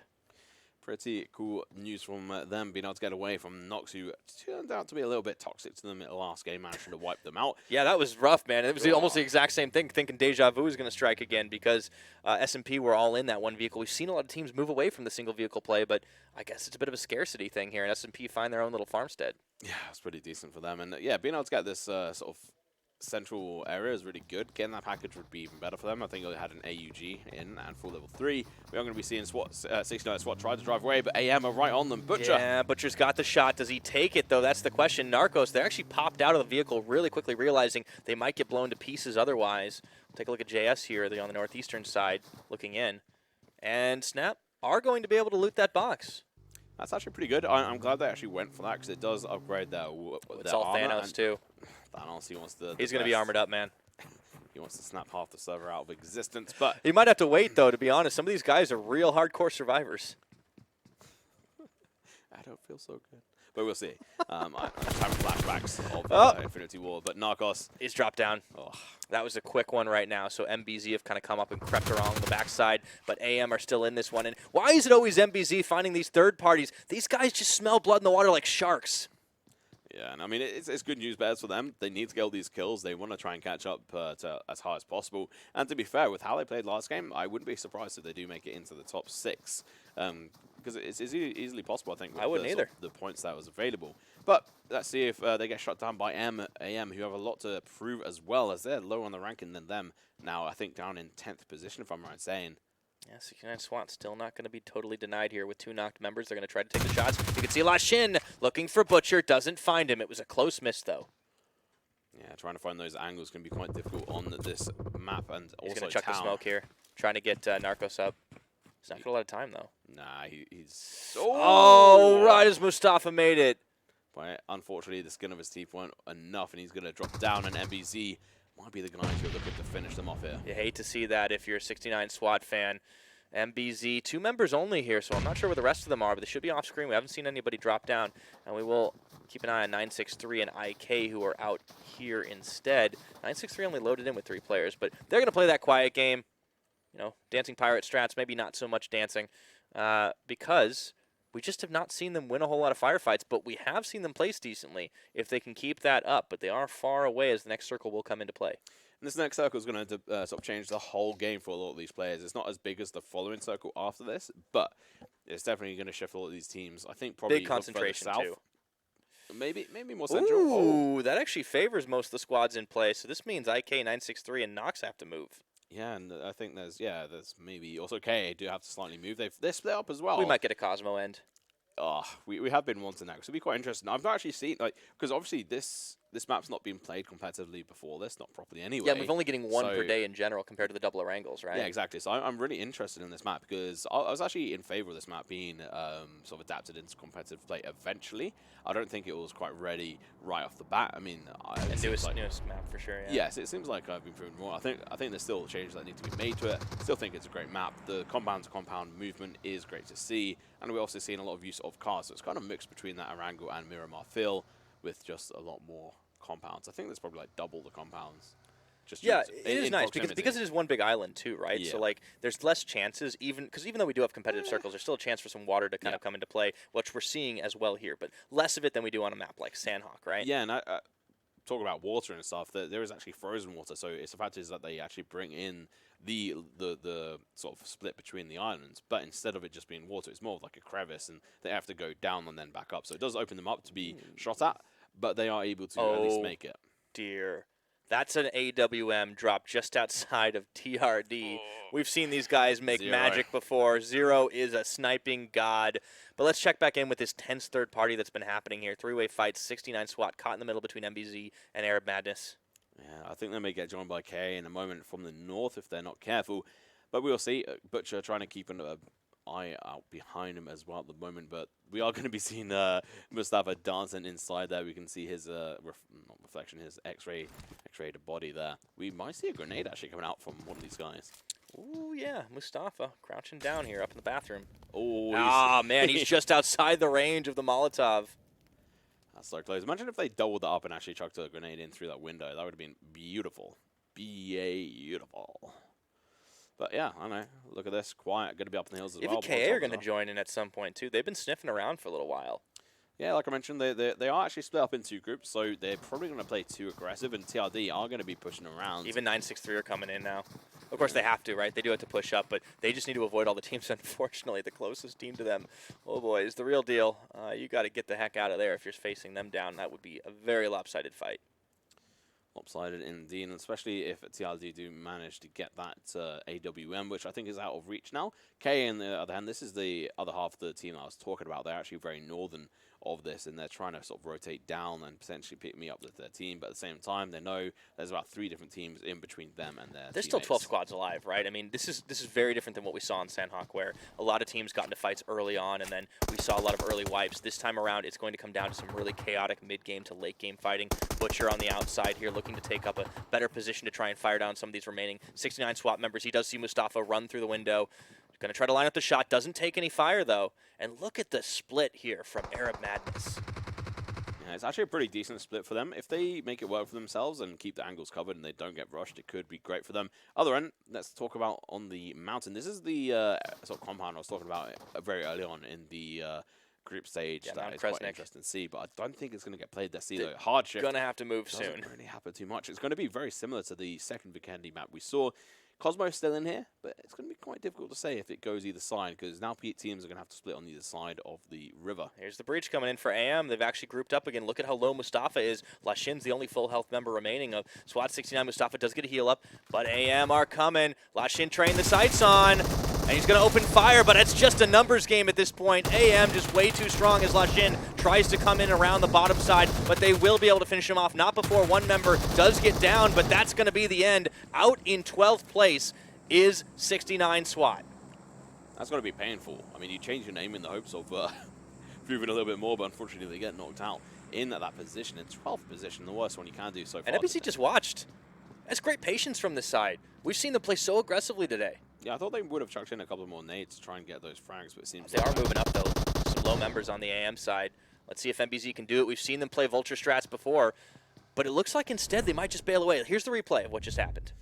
So first off, we're going to be seeing, obviously, Butcher get that knockdown, which was so crucial, onto Mustafa, which allowed them to be able to push in and get the kills onto that was the start. What? All right, so MBZ are getting the heck out of Dodge. They realize this area is about to be pretty hot, so they want to find themselves a better position. And this is going back to some of the early stages of play. They're so good at actually getting into position, rotating well. But meanwhile, we got to check back in with a 963 and a couple of other fights going on because 963 are facing down a Nox squad who are very good at breaching compounds. Yeah, they're a little bit toxic in the way they move around. It seems like that's going to be proven fruitful for them. They've knocked down one of the players on 963. I wonder if TRD are going to come and join in soon enough, but at the moment, Snap are going to be coming under fire as well from Now they JS. found JS. Thanos. Oh, goodbye. It's going to be Atez on his hands and knees, but meanwhile, the rest of this fight between Nox and 963 is going to end in favor of Nox, and they will knock 963 down. They do lose Maurice, and Dr. Aluz gets knocked as well. But Jesnaya, he kind of took a few of them with him. That was really good play by them, to be fair. I mean, it was a bit unfortunate they lost one player, but 963 going out in 10th place is not what you want to be seeing. And now No, KA, not for that bubble team, for sure. and It's just their bad luck. KA are so close, but they are split up in two groups, so even if these guys do get wiped off the face of the earth by AM, which is potentially not going to happen, because they may not realize that these two members are here because they're playing so quiet in the shacks and around the area, but they are going to have to rotate and move away from these areas. Another loot coming in for Zero. Oh my goodness. It's actually grows. I think it's probably the third time we will have seen it played so far. Not too frequently, sure, but when it does come out, looks like SB are going to find a couple of shots onto the KA members, so this is SahiBalata starting to show up here, but look at all these fights. They're being played around the corridors as this next circle comes in. It's actually moved away from Cosmodrome, so we might get a fairly open end. And I think Chessoir, do they see him? I don't think they do. Inside the house, they're going to open, and he just opens fire rather than busting out. Once again, the numbers game comes through, and that will be not the final KA member, not just yet. They're punching him to death. Oh, good lord. That's so brutal. Oh, no, and Samurai dies too. Oh, no, that's not looking so good for them. They're so... I think they still have one more remaining member on KA. I think two, actually. Oh, They no, have no. two? Okay, no, so Nah. Samurai is dead, so it's going to be Mohammed who's Well, he the would be last dead person. anyways. Yeah. Mohammed is the last one left alive. He's legging it just into the circle. This is what you got to do at this point. We've seen so many teams with one player survive a lot longer than they have any business doing. MEA have posted up by Cosmo. They will to move away from it. Oh, hello. It was just him eventually dying. Yeah. Oh, that's just Samurai. Yeah. Yeah. Okay. Never mind. Oh, hello. Nox. This is how you don't drive. Come on, what are you doing? They're Although, flipping. that is Wait a probably minute. They got back on the wheels? You're kidding me. pro drivers, by the way. Do not try this at home. Oh, they're driving over towards TRD. That's not going to be good for them. And SB going to be walking through the snow. A little bit cold there, but I'm sure they'll be warming up as they run along over towards MBZ, where they may well be warming up a little bit too much and get full of lead. We'll get a few more fights for certain as these teams come to meet one another. It looks like Cosmo will be the fight of another theater of war, as you will. IK looking to breach in, but they don't know MEA are here just yet. Meanwhile, TRD post stuff on the roadside. It's JS and KA and MBZ all in the distance. In the distance, they will be for a little bit, but they have got to push in, and this next circle is going to be pushing people even closer together. There's the shots. MEA unload onto the members of IK, and that means Kramek is going to get not knocked down just yet. Oh! Nades out. Oh, the bounce back, though, and he's not able to he go got anywhere two! with the Molotov, but he did get two down. That was a fantastic nade. Oh, no, sorry, he only did damage to them. I thought he got It looked like he might have. How did Kramek actually get out of that without getting downed himself? That's impressive. It was an impressive situation for them, but IK have proven actually pretty decent in these kind of situations. You can see on right in the center map. circle. Oh, no. Boy. So it has actually favored TRD, but not as much as it's favored JS, who are on the other side of that And bridge. the last KA member is actually going to be pretty happy with the position because he's on the opposite side of the bridge just trying to hide. However, a lot of these teams will probably be moving in their direction. Meanwhile, Nox, after flipping their car, coming up the road to TRD. Meanwhile, SB getting unloaded on here. Azrael going to get dropped by Los Kev. So is Atias. Entry, man, this might be the end for SB. It's another one of those bubble teams trying to stay alive. And wouldn't you know it, they get cleaned up. MBZ representing the UAE. Take them out. That was Lost Kev, who did absolutely everything there, but he is going to get down by one of the members of AM. What a fantastic play for coming in from them, but unfortunately they are going to be tagged from multiple angles. They have to be careful.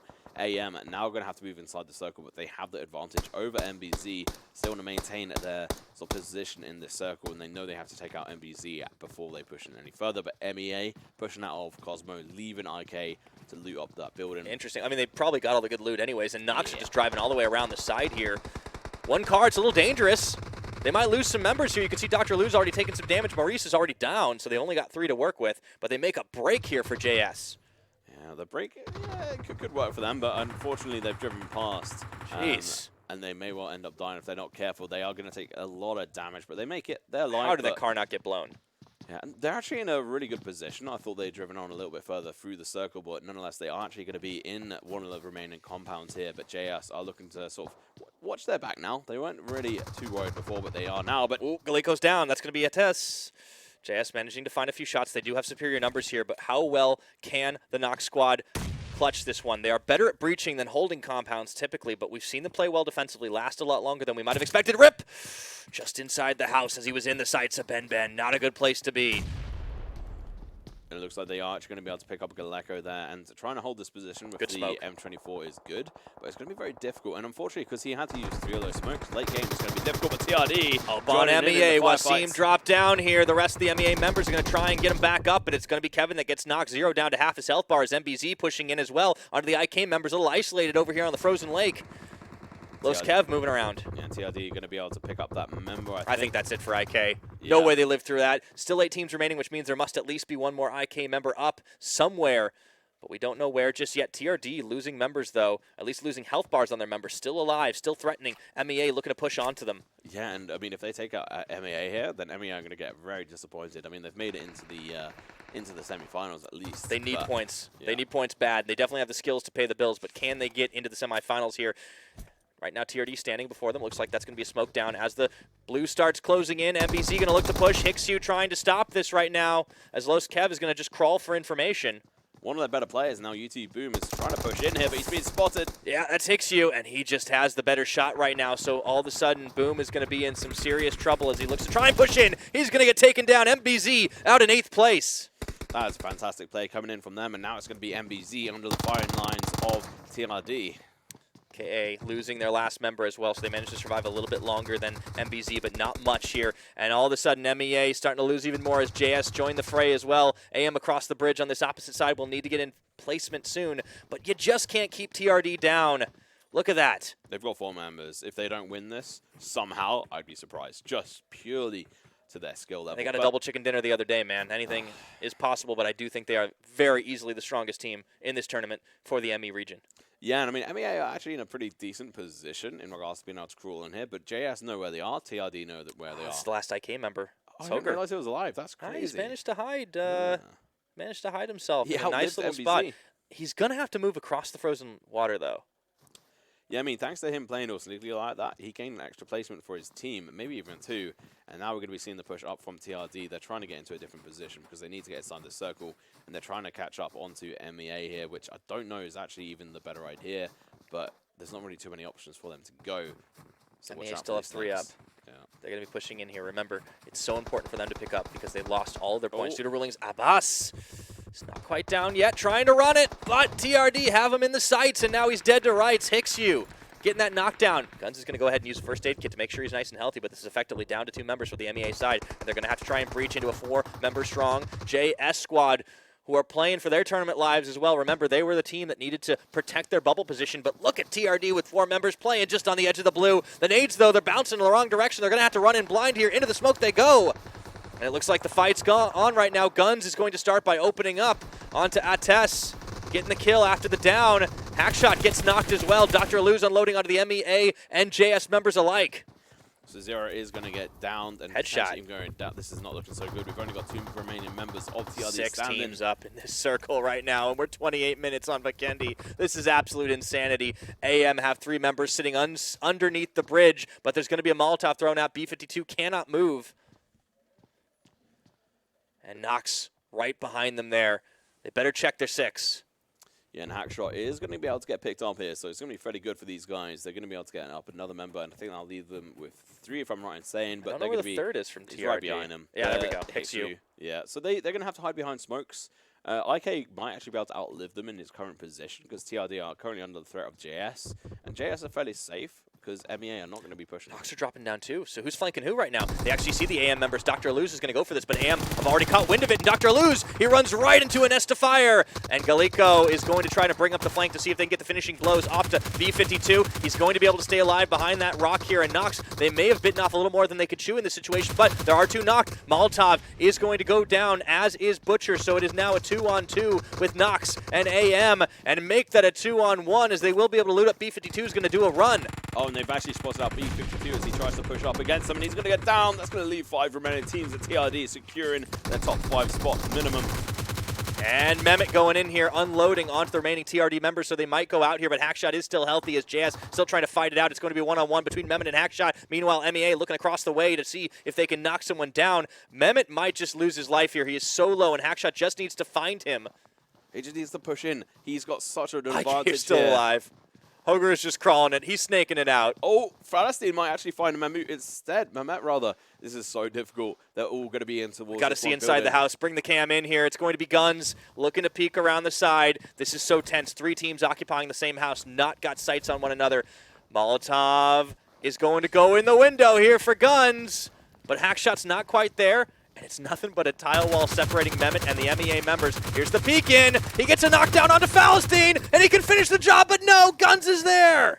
This is such an interesting situation. Hackshot now knows exactly where MEA Guns is, and he's not going to be able to pick up his teammates. They're the only ones. This is a 1v1v2. Yeah, it's Hackshot versus Guns. Yeah. IK is out. Looks like they dropped in the chaos right now. So it's going to be all down to Hackshot, Guns, and 2 members of Nox. A single grenade could take out these guys if it was so, but it's going to be difficult for these other members to recognize where they are. So Hackshot and Guns in a very difficult situation. This might be a Nox clutch. Nox should have this in the bag. If they don't take this, I'd be very disappointed and a little bit confused as to how they managed to lose that one, but we will see as the circle is going to be pushing in. The heals are going to be coming in as well from Guns. The stims. Full stims means that you're going to be able to run fast and also heal at maximum pace, but his body armor is almost broken, but he has a level 3 head armor, so he should be trying to pick up another one. And he does hear some movement rather from Hackshot. And I think for Nox, they're just happy because they can see these last 2 remaining wildcard players sort of take each other out and potentially just be able to finish the job here. Hackshot does go to breach in. Meanwhile, Galiko going for the crawl, and Guns has taken down the last remaining member of TRD. They will go out in 3rd place. And now it's going to be a 2-on-1. That was a bad play by Hackshot. I don't know why he actually pushed in there, because he knew someone was going to be inside that building. This favors Nox so heavily right now. Yeah, I mean, if they don't win this, then I'll eat my hat. You don't have a hat. Look, shut up. But he is going to be spotted. He is going to be able to take a couple of shots. He's got the down. Hold on a second. He could do this right now. He could clutch it against Galiko. Look at the health bar. It's so low. He just needs to peek around the side, and he's done it. MEA with another chicken dinner. I just want to make a statement here. I don't have a hat, so I can't eat one, okay? That is such a technicality. Man, but that win was anything but right there. Guns coming up huge on the clutch play and knocking out the last 2 Nox members after getting Hackshot. He just had the jump on him, and you can see how badly MEA want this. That was just absolutely nuts there. I mean, mad props to Guns being able to pick that one up, and I think it was kind of gifted to him in a way, because Hackshot jumping into that window, what are you playing at? Yeah, but he executed in the end, right? Still counts. Yeah, I mean, yeah, that end play, fair play. He executed that fantastically, especially with Nox playing like they did. They missed their shots, and they got punished for it. I mean, they did a split, which was really good, but unfortunately, he had a wall that favored him. He took down the first player, who would have actually been able to kill him, but the second player was blocked off by the wall. The repeat came in from Guns, and the chicken dinner followed. So that's 2 chicken dinners now. So we should see them in a relatively safe position if they can keep up placement. Possibly a little bit more to guarantee their spot into the top 24, but the way MEA are playing, they're looking unstoppable right now. Here's the start of that. The highlights coming in with 69 SWAT, finding RBK in the early fights. Yeah, and this was going so heavily in RBK's favor, but they drop the ball, go out. And then we see 69 SWAT going out to AM a little bit later on as the push comes in. Oh, Mustafa got a bit of a dance in. We didn't even catch that part. The dancing SNT. I wonder what SNT stands for. And this headshot really started the downfall of 69 SWAT. That allowed the breach in, but you could see that MBZ were sniffing around for the after plays. AM were a little bit weakened. 1 down player, lost a couple of health bars. 2 down players make it, and then they were able to push in to take it. And this is one of those things that MBZ are really good at, is realizing that it's a good moment to go in after the fight's already ended. Vulture play is what I like to call it. Yeah, I mean, but AM did make it all the way through to the end there, and they were under the bridge, so it's actually really surprising for them being able to do that. And then we actually see Thanos doing a lot of damage, but unfortunately for him, he jumps over, and it's actually going to be the click of the fingers, and he's out of the match. And unfortunately, Snap couldn't afford to do that, and somehow AM managed to find this player, knock him down, and then punch him to death. Yeah, a bit rude. I feel like if you are in that situation as one of the last remaining members of KA, you want to go breaching before they get into the house, because then you can just unload in a long spray and maybe take 1 or 2 out with you. It's very unlikely you survive in that situation. We will see MBZ now looking to breach in a little bit later on to the IK members. Or rather SB members, they do come off a lot better. It was actually SB who had tried to push up against them, and unfortunately, they had a member drop out the window and slaughter them. Then we saw MBZ go out to TRD, MEA push up MVP to JS. For MEA. Yeah. Guns right there. That was one of his first kills. Now we will see Nox. This is where they find AM. You're right. Pretty much all of their members staying alive up until this point under the rocks. But who was catching who? Nox definitely looked a lot better in that situation. JS trying to recover from a situation against TRD, and they do really well up to the point where Mehmet actually pushes in with guns, downs one of the players, finishes him, but at the same time, Mehmet rather gets taken down. He didn't reckon on too. Cleans up for his team, including TRD momentarily, as Hackshot just pushes in through this window, and it's just not going to work for him as he's going down to the MVP. Oof, a little bit of blind fire, but finally goes in. The aim down sights there for Guns, and here's the final play of the game. And it really comes down to seeing Ben just outside the smoke, and that was brilliant, but definitely a mistake on the Nox side. And at this point, it was really easy for Guns to just wrap around. He knows all he needs is one shot. He can afford to walk into the blue while there's a heal coming in for Galiko, and he just hits the tip of the backpack. Unfortunately, that's part of the hitbox, and there you go. Yeah, I mean, at that point, trying to heal behind that tree was never going to be anything for Nox. So he was about to get touched by the blue and would have died either way. But GG, well played. Look at this score, though. 9 kills on Lost Kev, as usual. MBZ are completely turning into a frag team after some quiet early rounds where they just had a lot of rotational play. All of a sudden, they go in there. They want to earn as many as they can off those kills. It's crazy to see the transformation. Yeah, it's a completely sort of different turn of face from these guys. They've actually come in a little bit more aggressive, and they've got some of the good rotations as well. Not the final execution, though. It doesn't seem. They've got to fairly close to the end each time, but not able to sort of maintain that higher position. Either way, lots of good players on here. We can see Guns It's a big split, actually, this time. We have so many different teams represented in the top 10 leaderboard because a lot of teams are really coming in looking for all-star players to show up. It is the last day of the group stages after all. You want to go all out. And you know what? TRD actually come in at 3rd place once again. They came in 3rd place last time, and they don't actually get that many kills as well to boot. I think they only got 4, maybe 5. They had a few quiet rounds, right? They dropped, and not a lot of teams wanted to get anywhere near them. I wonder why. Let's take a look at the head-to-heads, though. This time we're going to be looking at MBZ Falcons versus Just Survive, who actually lasted quite a long ways. Equal number of kills, but it is all about that placement, so you see the difference in match points. Yeah, I mean, literally half the sort of stand-ins here you can see between these two teams, and also almost half the damage on there, but not half the kills there, because that's just ridiculous. I mean, 9 kills, very well played from JS. I mean, they're one of the teams we brought up, and who are they? Oh, well, you know These are the standout players. Los Kev with 9, and Mehmet with 7. I mean, also the damage done. I feel like this is actually fairly even between these two players in terms of what they actually contributed for their teams. Yeah, well, they actually dominated damage on both their teams. I mean, Mehmet actually got nearly all the damage on his team there. From looking at it, that is just nuts for him. So fair play to him. Moving on, we actually see 0-0 kills on both these players. Damage is very low on yeah, Rip was he got picked off really early on, if I remember correctly. Yeah, same as Kevlos, actually. MBZ were playing with 3 players for quite a while. A lot of distance traveled on both of them still, but that's just due to the way the circles play on this map. And then going into the next pairing, we do see UT Boom and also SWAT. Would have expected a little bit more from UT Boom, but he usually does come up a little bit more clutch, but he did drop in one of those early fights. I think they might have actually engaged TRD. Yeah, when they were trying to cross the river, actually, they ended up dying, Yeah, and that was a bit troubling for them, so they did lose a little bit more here. And then, of course, UT Script didn't really get a whole lot done for his team either. Did cover a lot of distance, but ended up being cannon fodder at the end of the day. And Ates, a little bit more on the damage department, gets himself 1 kill, but that's about it. Yeah, so you can see that both of these teams were pretty much carried by one player here overall, but there would have been sort of the utility plays from these guys, the smokes, the grenades, the flashes, the molotovs as well, holding out people, as well as the information coming in. So it is a team game, guys, so make sure if you are playing with these guys, with guys in the mobile version, just play with them nicely. use communication and also help out your teammates and pick them Of up. course, yeah, of course, yeah. It's interesting seeing that too, because MBZ are usually a little bit more of a team-focused team, where you see a lot of the kills spread around a little bit, but that time we had a clear standout performer. And on the JS side, we hadn't seen as much out of them. A couple of standout performances, that was definitely one of them as well. And if, of course, you want to see all of that information, where those teams did manage to stand out and make a stand, you can go ahead and check out our website over at clubopen.pubgmobile.com for all the up-to-date standings, including all the player rosters as well. And it's always a good resource to be able to keep up. That's what we use, guys, to make sure we know all the info on the players, too. Yeah, I mean, if you're a organization looking for a team, or if you just want to see a team and how they're doing and how they sort of track throughout the tournament, make sure to go check them out. If you want to see how to play and maybe some of the highlights of the teams, there's also a dedicated place on a well-known website. I think a few people You might have heard of it. It's called youtube.com/PUBGMobile Esports. That is our channel. You can, of course, catch all of the action there. Don't forget to smash that subscribe button. And, of course, ding dong that notification bell. we did that in a normal accent this time. Hey. Got all the variations. Good stuff. Gotta give it. Oh, of course, man. So it's been a good couple of matches, but we've got 2 more on Erangel next before we close out the group stages. Do not go anywhere. We will be right back with more of the PUBG Mobile Club Open.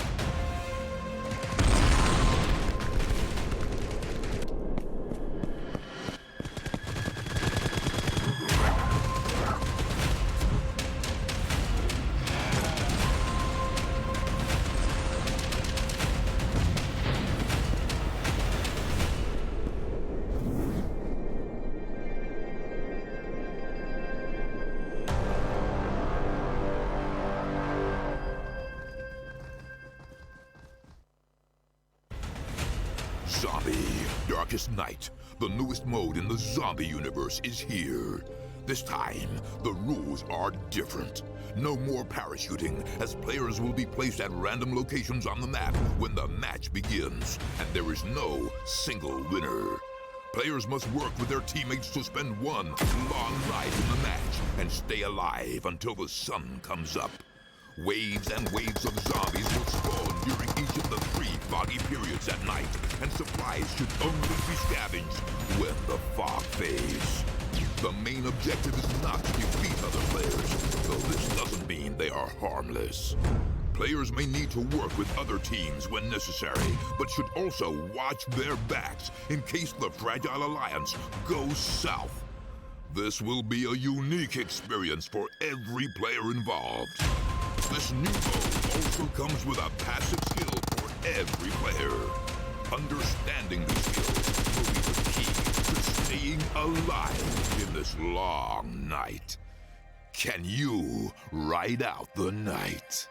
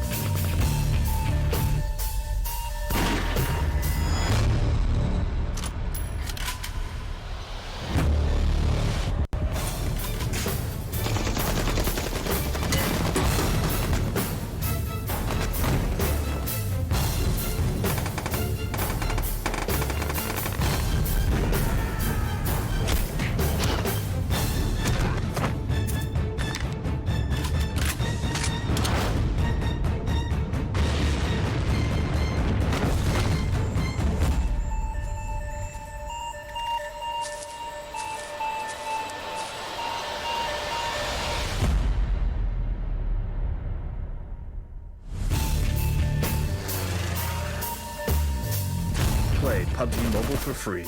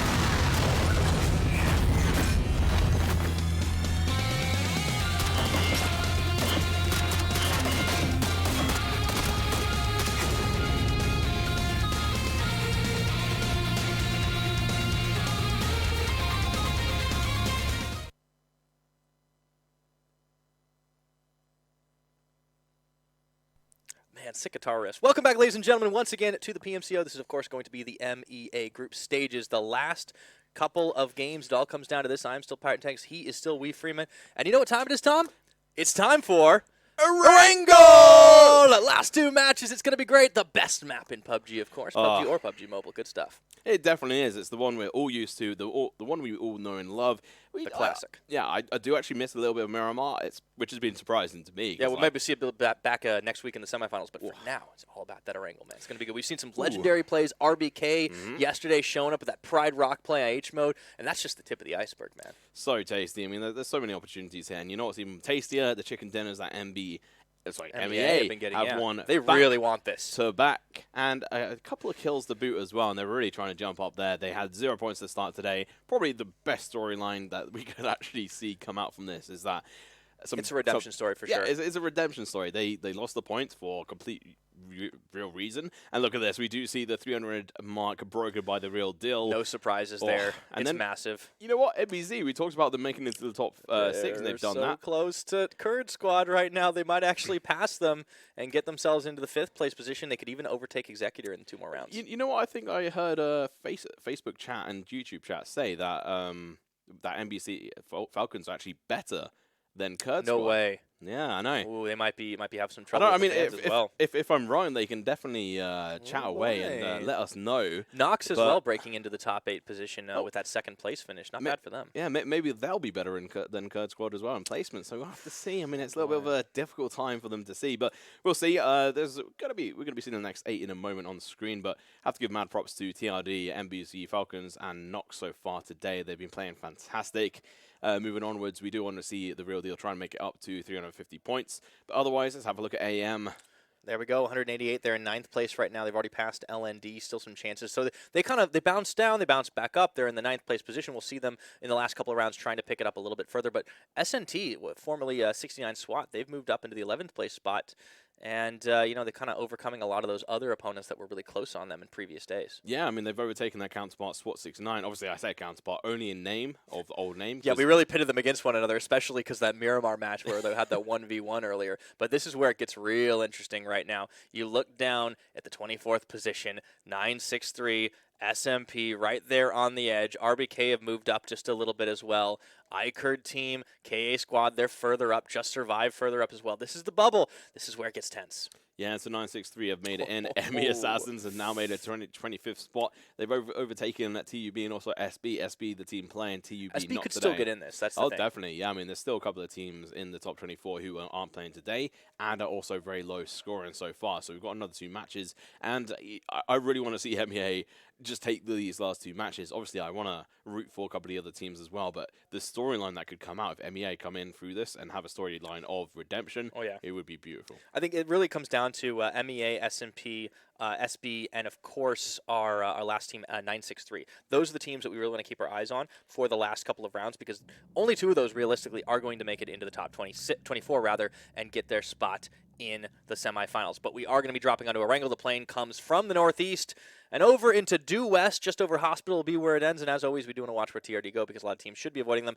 But here's the early drops coming out of MBZ and MEA. Hang on. Illuminati on the MBZ. Who's that? New player. He's one of their A new player has entered the game. A new player has entered the game. And they're going up towards interesting move. Kameshki. We don't see that drop very often at all. No. But Nobody goes there. Yeah, I mean, this is definitely a flight path that does allow that, but we're going to be seeing Snap go up towards Savoni. That is one of their usual spots. Yeah, they like it. TRD, though, they're going to be going over towards South Georgia Hospital, it seems, or Knox. They have just dropped a little bit too early, so they are might dropping go towards Georgia Pool. crates. Yeah, we might see I think they're going crates. crates, and we're going to be seeing a bunch of teams going here. That's going to be a 69 swatter here too. Yeah, 963 going to back away from this and duck over towards Gatka. Makes sense. KA drop out. They have got a decent area to loot themselves there. And that's be the only team that have dropped Pachinki. Interesting. And What is this? What we saw in like the first couple days. And look at that circle. Oh my goodness, this is great here for TRD as we get a very Western focused circle, something we don't often see. We might actually end up with the Georgia Pool circle. Yeah, and I mean, talk about one of the sort of favorite teams here and one of the teams with the interesting storyline. MEA are going to be landing right next to Milta Power, and they're going to have to go across map. No strangers from being far away from the circle. We saw what happened. There was a map, ended up getting a military circle. They were far away to the west. They tried to swim it. They actually ended up dying environmentally, and that was one of their worst rounds. But a lot of these easternmost teams are going to have to be reshuffling their priorities. You can see MBZ once again. You got to think, these guys are just shaking their heads. How does the circle always go so far away from us? Well, probably something to do with the fact that they go on one on the edge and there's a high. Well, there's They like like to live on the edge. 50% chance. Not quite that they're going to miss it. So it's a bit unfortunate there. All right. But TRD are going to be in crates with Crate combat. 69 SWAT. So 69 SWAT having to like take them out. And Ooh, Narcos finds it down on a hack shot early. Oh boy, plot thickens here for the 69 SWAT side. If they could actually take out TRD, I mean, this is not an even fight by any means based on the way TRD play, but with hack shot down, Zero's going to have to run in, group up, try to get their teammate back onto his feet. And TRD do like to split out a little bit. they are going to be able to, obviously, like, picking them up, like you said. They do tend to split up. It's not always their strong suit. It can also be their sort of weak suit because their strength is in their sort of team play. But they are going to be playing as a team, picking each other up. Crate's going to be an interesting place for people to loot, but sometimes it can also leave you a little bit bare and wanting for more. And talking about wanting for more, we're going to be seeing AM versus SB in Pachinki. And this is inside the circle, so this is going to be a long, drawn-out fight. B52 is going to be on top of the houses here, spotting out SB. He has actually seen them, so he's going to be able to pounce on them and also feed the information to Butcher, who's on a closer house roof with the shots coming out. SB already losing Azrael. He's down by B52, and AM just have such a better positioning right now. And this is the problem we see with SB. They just don't always see opponents coming. They get knocked early. They are going to turn on to B52, and he does have to jump to it on the rooftop. Yeah, luckily they actually have a lot of place to be space rather and places to be able to jump to on these roofs and have the advantage, whilst another player, Quiet, going to be coming in, trying to help out his teammates. Firing on to Quiet, so SB will be able to recover from this one. They have got a decent split going for themselves. You can see Ori is going to be moving up into this one building, but AM, they've got a nice holdout. And the nade's out. Oh boy.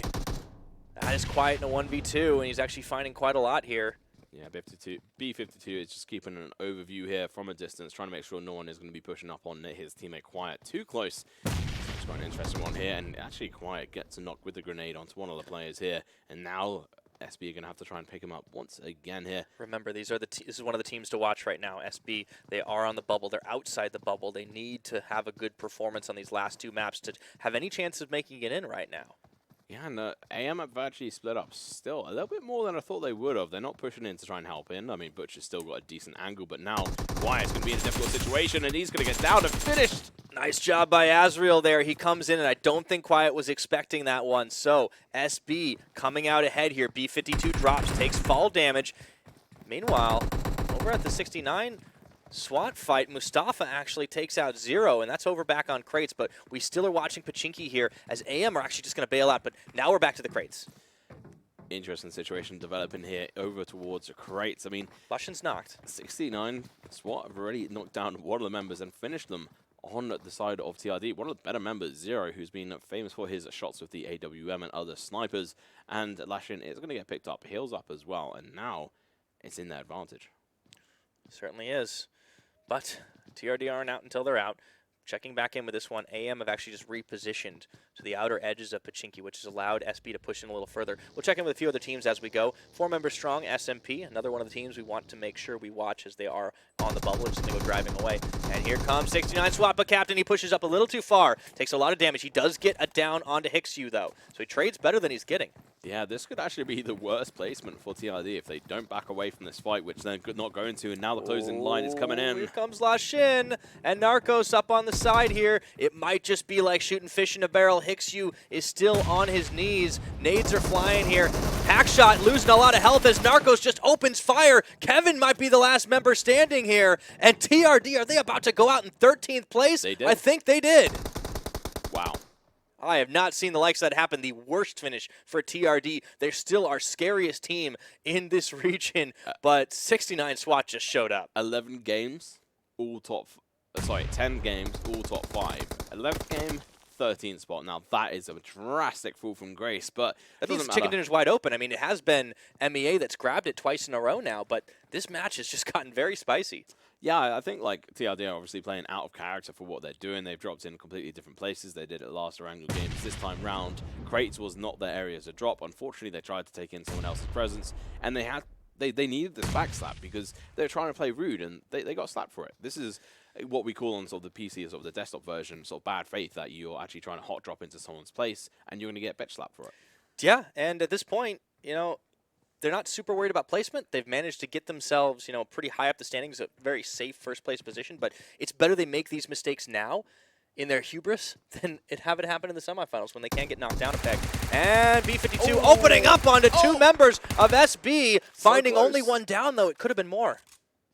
That was so close. All he had to do was hit one more shot. He's got it. Lands it with the Oh, UMP. this is bait. Don't go. That's bait. B52 looking for the last two members of SB here. He's not the only player on his team, but he seems to be the only one really doing anything for them apart from Quiet, who's now dead because the teammates wouldn't back him up, and he was stuck alone there. But we will see what ends up happening here. It's a tough call for SB, though, getting two down, so they're going to have to res their members, take some time, maybe see a little bit of ground. Meanwhile, IK and RBK continue to trade blows with one another. But we will see B52 wrapping around. Breaches into the house. Going to take back some of that territory that they lost earlier on Pachinki. Yeah, I mean, if they switch around and sort of Look wrap at his flank. Yeah, I mean, if they wrap around, this could actually be fantastic for them. Oh, Nade's primed. It's actually perfect for him. But he doesn't chuck it. What is up with these guys not chucking these grenades?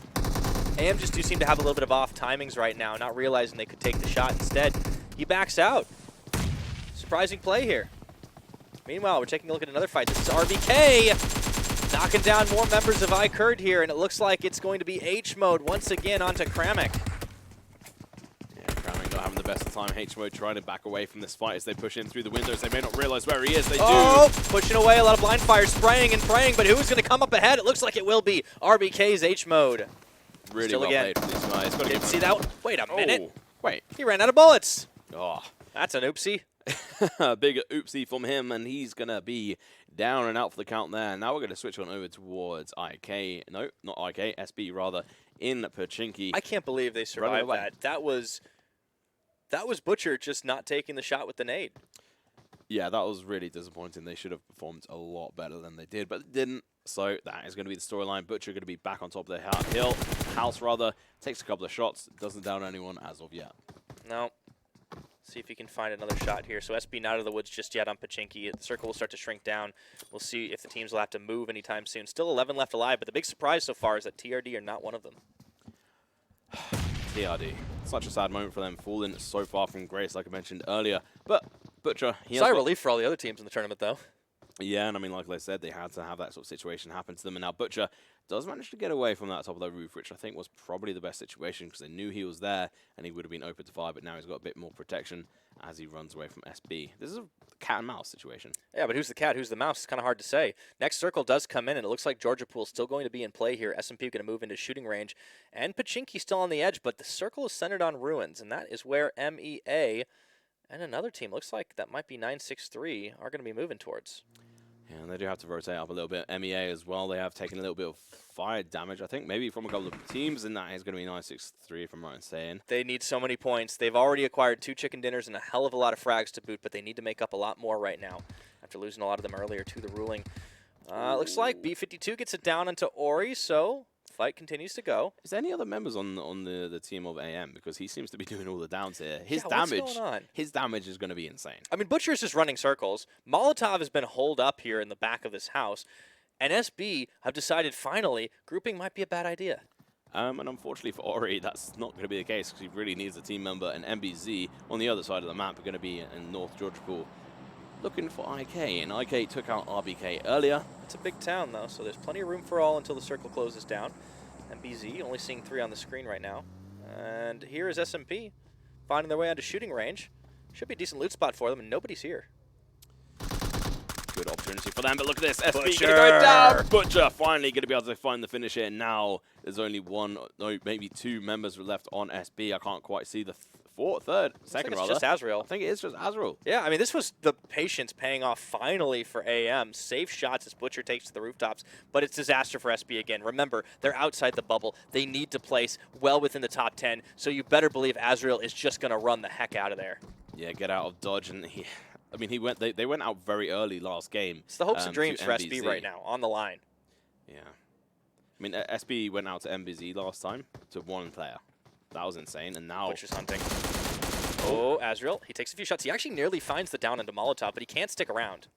I don't even think he should have stuck around for that fight. He should have just been out of there. Luckily for him, these windows are open. He's going to be able to jump out and run away. Butcher is the only contestant here, maybe B52, but Azrael should really not be sticking in around these buildings. He should be running for the hills.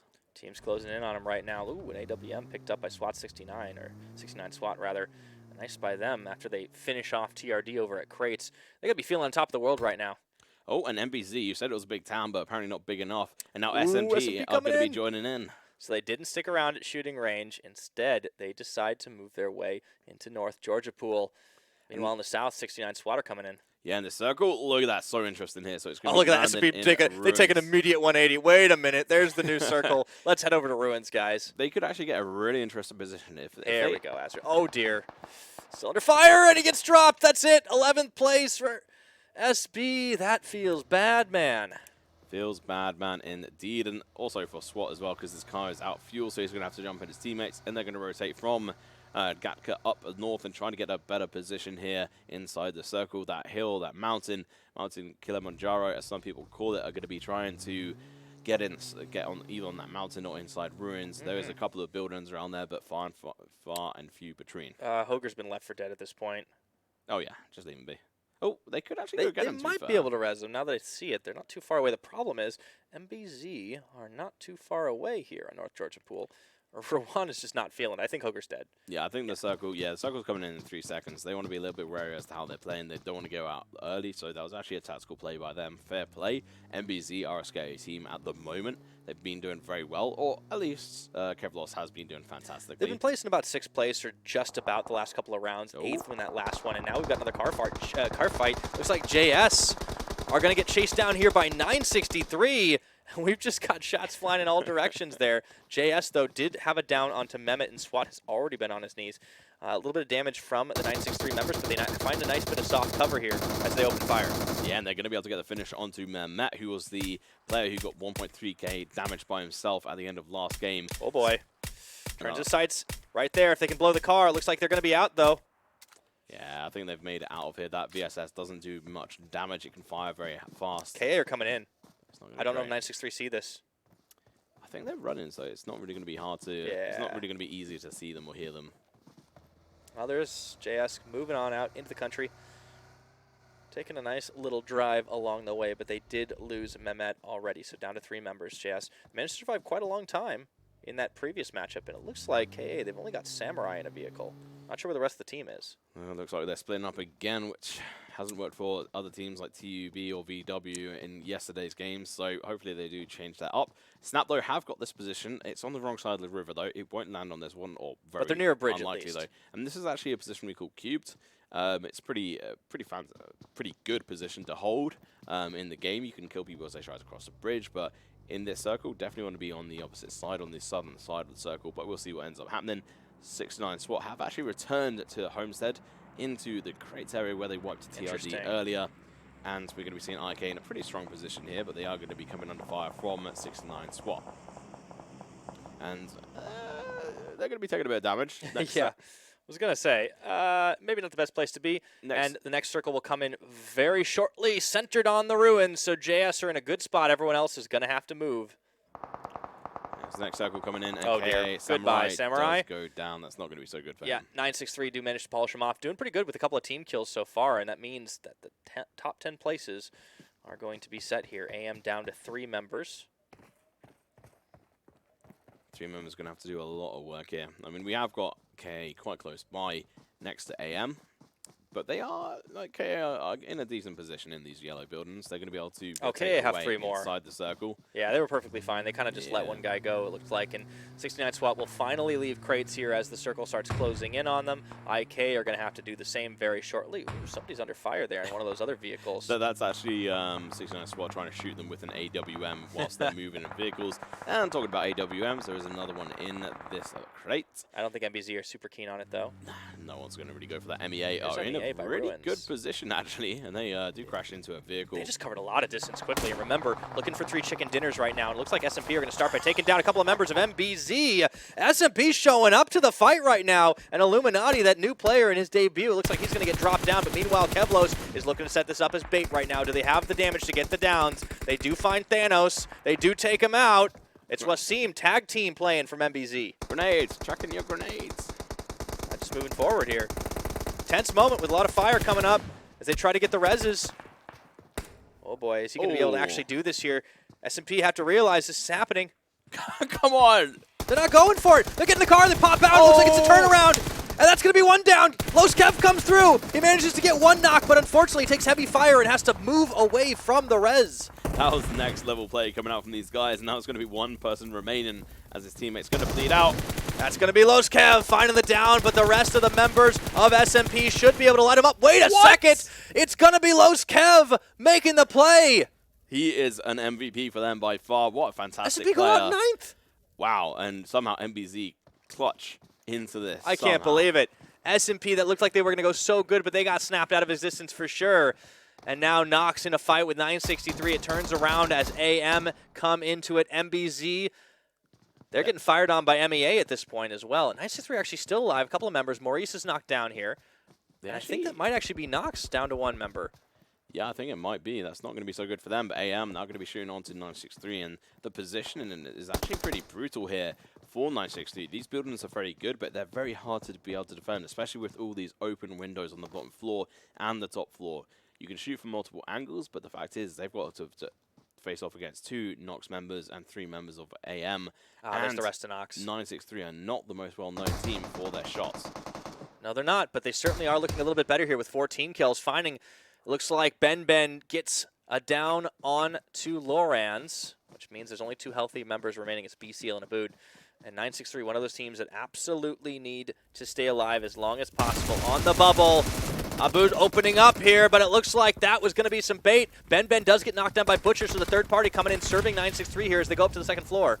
Wow, that was so close on his part. I mean, he nearly downed that player, but unfortunately the shots are just not there on his part. So he misses that, but he does survive to live another day. Now, this is actually, it's good for 963 that SMP go out so early, or relatively speaking, because that's one of the other teams that they're facing off against. SMP started this match in 23rd. 963 are in 24th.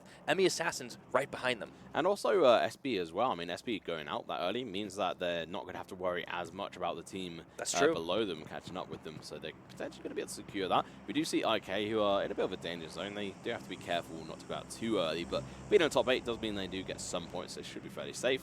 Meanwhile, 69 SWAT still alive and kicking. Probably one of the stronger looking teams at the moment. Yeah, they've got a couple of vehicles as well, just sitting on the edge of the circle. So I feel like at this point, 69 SWAT can feel like they can style a little bit because of the way it's played. Butcher with the nade gets the down onto Abood right now, and that means there's only going to be a couple more members remaining. AM looking to push in for the breach. They get Lawrence down, and they can continue to push into this house. AM, this is what they do well. And this is their play, but there's a... Oh, no, there's actually a couple of their teammates coming in. ECL. He's dropped. That's going to be it. 963 out in 8th. Wow. Okay, you know what? That's not too bad for them. That's definitely good in regards to being able to push forward. And now we're going to be seeing 69 SWAT push in, and MBZ are there to greet them. Yeah. Let's see if 69 SWAT can make it happen. MBZ trying to hide out here. But these are just some small bits of cover, and it looks like Los Kev is going to get dropped down. Great split there. Illuminati trying to stay on his feet here, but it's just a numbers game, and he's going to lose the math. Out in 7th place are MBZ Falcons. Now it's going to be the AWM. He's going to take the shot. Fallacy takes a body shot, loses most of his HP, and now the reload's coming in, and MEA. Look at that drop. Look at that crate right now for MEA. they can't actually go for it. They can't, unfortunately. There's too many players right now, but it really is tantalizing. Now, IK are going to bring Kawan and Rawan around the side Just here, actually through the river. Just keep swimming. I don't think they're going to be finding Nemo or Dory anytime soon. You never know. They may well be swimming with the fishes soon enough if they're not careful. But Palestine may well get taken down if he's not careful. Lashin, he's got the sights on. Oh, doesn't take it, though. No pre-fire either. In the sights, waiting for the headshot, and he gets it! What a beautiful play! Lashin with the knock onto Palestine. I'm not sure what Palestine was hoping to achieve there. He knew this guy had an AWM. He'd already been hit once, and now he's going to be down out for the count. He is going to have to get picked up by his teammates, which is fine. He can drop down, but this may be the end, actually. He's going to get tagged. Only 6 teams remaining. Palestine is taken out by Lashin. However, MEA still have 3 healthy members. Remember, they're trying to get as many chicken dinners as they possibly can. They are fighting against the likes of 963, against the likes of SMP, against SB. All those teams are already out, so they can only do better than them to push on and up. But they need more kills. They need better placement to get in a safe space. Well, we don't all like those safe spaces, but Guns is definitely not one of them that cares for them, and he's going to be taking the peak. He's got level 3 helmet. He's got the Mini 14, one of the preferred weapons, Yeah, and he's got like to live dangerously for sure. Exactly. Yeah. JS have found a nice little spot here by this castle, and they can see quite a bit. The issue is the rest of the ruins are a little bit more obscured when it comes to KA, when it comes to where 69 SWAT are just on the outside of it. And as the circle keeps getting smaller and smaller, there's not going to be a lot of room here. This could very well be a 69 SWAT game, though, the way they're playing. Oh, no, definitely. They are on fire. When you kill the best team, I mean, you've got to feel good about yourself. They wiped them. It wasn't a competition. They had no issue with killing TRD. And with this circle, IK could be the people who actually do backstab them. JS are also going to be taking shots at them. MEA may well turn around and take a couple more shots back at them as well. All the meanwhile, KA, very... It's an okay position, but the circle is centering onto MEA, so they don't have to move here. All the other teams have to move to them. Yeah, KA, they may be in 17th place, but there's still potential to get knocked down a little bit further if you don't place so well. You are in the top 6 already, so it is all about that survival, maintaining your position. Here comes AM on a drive-through. Ooh, Mustafa getting headshot by SWAT across the way here. And AM, they lose Molotov in the dropout. B52 and Butcher coming up, but they challenged MEA, and this is one of the most dangerous teams right now. Guns! Where were we looking at him right now? Oh, my God. And he's just going to get dropped down and eliminated almost immediately. And now we are going to have KA joining in the fray, but Wasik is going to get some shots back, and KA Mohammed it's does a slaughter get right now. Yeah. It's an absolute slaughter. MEA do come up ahead, but they do lose a man in the process. So down to 3 right now, and they're going to need to res up. Meanwhile, 69 SWAT just licking their lips and realizing we can sit here as long as we want. And the other 2 IK members are hiding out beyond this hill on this ridge. They need to snake. They need to snake. If they make any noise, they will be heard. And they're running for slaughtered. It. Right into the arms of 69 SWAT. This doesn't feel great right now, but they will take up a position. If they get spotted by 69 SWAT, that's just some 3 points to them. They will wipe IK. There's not really going to be too much competition unless they get some healthy nades in there and feed a 69 some lead. Well, here's Kawan on the front. Talking about those grenades. There we go. Put that grenade away. Oh, nah, I don't think that's made it in. No, and he's just alerted 69 SWAT to his presence at this point. Hey, we're over here, guys. Ooh, but somebody else is doing a good job. A couple different teams on the 69 SWAT front. You can see Mustafa took a lot of damage there. I think he got knocked as well. He did by Guns. MEA have turned their sights on them. This might be a chance for IK to steal some kills away. I think it's more about just generally surviving. Unfortunately, they have been spotted out by, I think that's JS. Kawan. Yeah, it's JS taking a couple of shots at them. He's so in trouble. And Kawan gets dropped down. That's got to be it for IK. 1 knock, 1 player so low. If he runs for it here, he would need to clean house, but he's going to have to run into the blue. And that's IK. Looks like they're going out on that one. So 5th place for the IK members. Yeah, unfortunately, not the smartest play coming in from the IK members. They do have a lot to learn, like a lot of these teams, but JS at the moment is still alive at the That's another round. We saw it happen on Vikendi as well. They Yeah. lasted out into the top 3 here, but MEA, they're still hunting for a 3rd chicken dinner. They could break the record that was set yesterday, or the day before rather, by TRD. 2 chicken dinners, 2 second place finishes, but they're out 13th here. Yeah, and so we are going to be seeing the healing up coming out from a couple of these players, the grenades, the Okay, smokes. is Muhammad trying to still come there? in. That smoke might actually help him. Yeah, actually protects him from SWATs. That's actually really, really useful, but he is going to be moving up to this crate, which Oh boy. I think was looted. Was it a Groza in there? Yeah, I think it was a Groza, but full level 3 would be useful, but I think it was already looted. I'm not sure. Oh, the grenade goes over. That Short might distance. do some damage. Right by the car. Mohammed's going to toss one as well. It's the bounce, and it looks like Wasim is going to get knocked down by one of the teammates. There's 2 more KA members waiting in the wings here. MEA realizing they could be in some real trouble. Another grenade, that should finish him. Not quite, but it does do half damage to him, so he's going to be bleeding out Good shots by fast. Shaswar and Haji, though. Yeah, got to give them props. And now 69 SWAT are going to be coming up onto this as well. Captain crashes in. Crashes is the operative word there. Oh, man. He basically YOLOs into the front right now, looking to knock down a boss. Unfortunately, he's the one who gets taken. It's not going to look so good because KA are going to be able to come off on the Mohammed side of 69. getting dropped down by 69. SWAT here. Shaswar opening up fire to try and get a little bit of help for his teammates. Mustafa, though, headshot, downed again. And it's absolute chaos in these final 4 teams. Haji getting dropped. Haji getting taken out by Narcos. And yeah, KA are going to be going out in 4th position. They tried. They absolutely tried, but KA just not strong enough on those fights. Wasim is going to get a res up from his teammate here. MEA still in this for a 3rd chicken dinner. Yeah, he's sitting on the wrong side of this pillar, though. He should be sitting on the other side, and it's actually going to be sitting on a lot of healing coming out, but 69 SWAT should have this in the bag. Maybe even JS. Lashin going up to the top level. They're turning around. Get the guns kill. And it's going to be down to 2 MEA members. Wasim taking half his health bar before he gets a few shots onto Narcos. Wasim getting fired down by Atez. And they say you will not get a chicken dinner for the 3rd time in a row. SWAT taking shots onto 69 SWAT on the opposite side. It's always him. And then Lashin has the AWM. He has no fear at all. They're ignoring the team below them. They're not scared of them. It's just the boss. He's got to be one of the last members standing here for MEA. In fact, he is the last member standing. JS trying to play a little bit outside. No, still within the circle right now. This might actually favor them. 69 SWAT still have all 4. 69 SWAT should have this in the bag. The Here comes circle Captain. is in their favor. He might just use for info. No, he's going to snake it up. Oh, It's coming out. That's Rip. He's so low right now. Atess also getting fired down. And it's only with 2 teams. They've already taken out MEA in 3rd.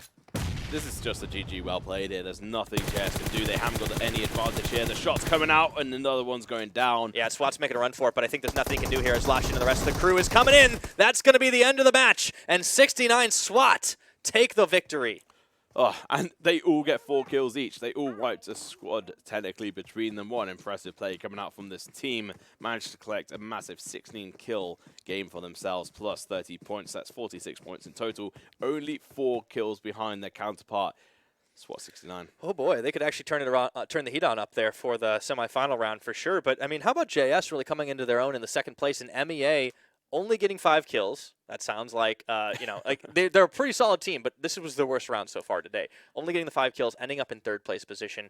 You know, the way they played Ruins was maybe not as best as they could. However, getting to that point, they still looked like one of our strongest teams.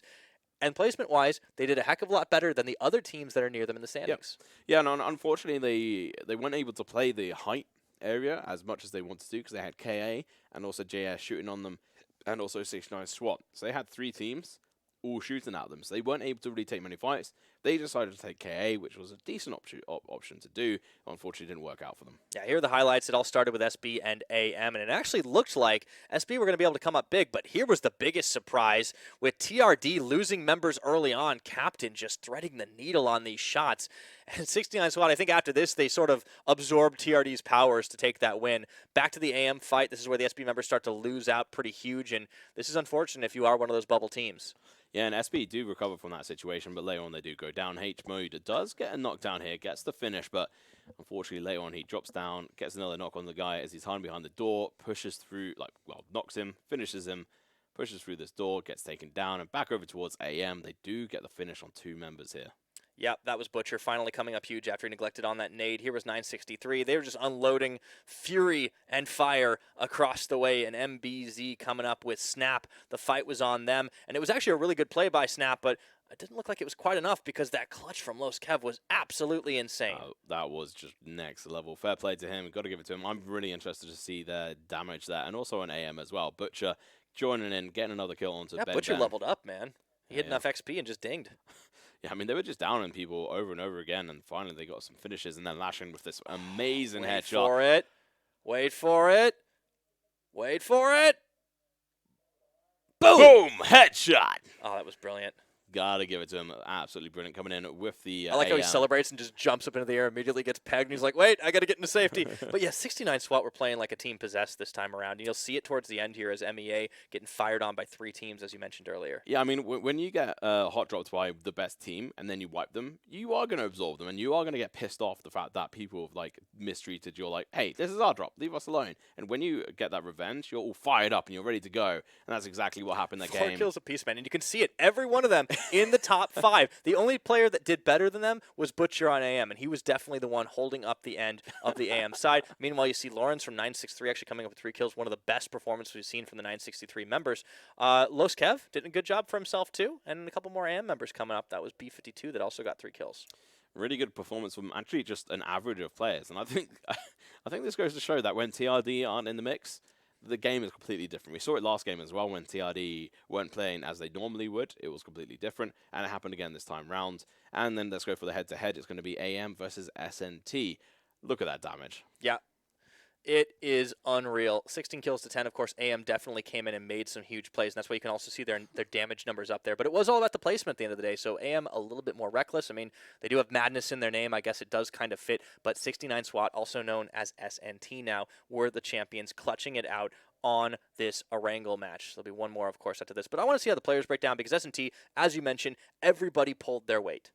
Yeah, it's quite interesting that they managed to do that, and AM get half the match points in the end, or just under half the match points, rather, from SNT, and standards were definitely not that great. Kills as well, they got 6 less. But AM were already kind of pretty up on the scoreboard, Yeah. but I guess so were SNT when you look at it. So let's start by doing the comparison here. Quiet had a very quiet round himself, because he was picked off relatively early in the AM side, Yeah, and then, of course, Lashin. Yeah, I mean, he downed 1 person, got finished off, and that was it. And AM were down to 3 people, and they eventually wipe out SB. But Lashin, he did fairly good. He had that AWP, got the knock, and then we move on to Mustafa, who, yeah, got 4 kills, as they all did. He gets 1 headshot. A little less damage than his 645 teammates, damage. but still, that's a respectable amount. Molotov gets a couple kills himself, but he actually only does 152 damage, which means he was actually doing a bit of cleanup on the AM side. And I think we saw that earlier when he was going for a couple of breaches. He usually finished off the down members. Next, head-to-head comes in. This is Butcher. He's the one who's hard carrying for AM this time around. He gets 5 kills. He was the MVP for his team of the match. Also 869 damage. That is a heaping helping compared to the team total.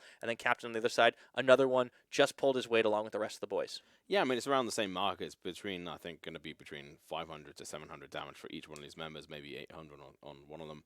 But, I mean, you got to give it to them. They showed consistency through this one, and also that fire was really burning in their stomachs. And then we move on to the final one here. We do have 672 damage sitting on B52, and he did knock a lot of players. He did. This was really like SB. He knocked them repeatedly, and he was waiting for Butcher to go in and finish the job. But in that early fight is where he picked up a lot of the damage. Gets 3 of the kills as well in some of those final fights. Narcos coming in does 504. Definitely a respectable number. Everybody on 69 SWAT pulled their weight and then some. And this is why they get the chicken dinner. Well earned for them. Definitely. And I mean, we've been kind of waiting for 69 SWAT to do something amazing. After that Miramar match, we were wondering when they were going to see like a big standout performance, and this was it. Yeah, they were kind of just like walking along, not really doing anything fantastic. But then we see them do really well on here. And if you want to see what they did back on that day, the fateful day of the second day of the first week, you can take a look on the standings. Absolutely. And where do you go to the standings? You check out our website at clubopen.pubgmobile.com for all the information up to date, including on the standings. And, of course, to see who's going to be qualifying onto the semifinal round, which will be right after this. We will have only one more Erangel map before we see who the top 24 are. And in addition, you can, of course, catch all the action live for this region and all the others in the PUBG Mobile Club Open over at youtube.com/ I think it's youtube.com/PUBGMOBILE Esports. That's the one. Yay. Don't forget to smash that subscription button. And, of course, as Tom always likes to say, Ding dong, that notification bell. so you don't want to miss a minute of the action. But we have only got one more game to play, and we got to take a quick break before we go there. Do not go anywhere. We'll be right back with the last game of the group stages here at the PMCO 2019. We'll be watching. I hope you will too.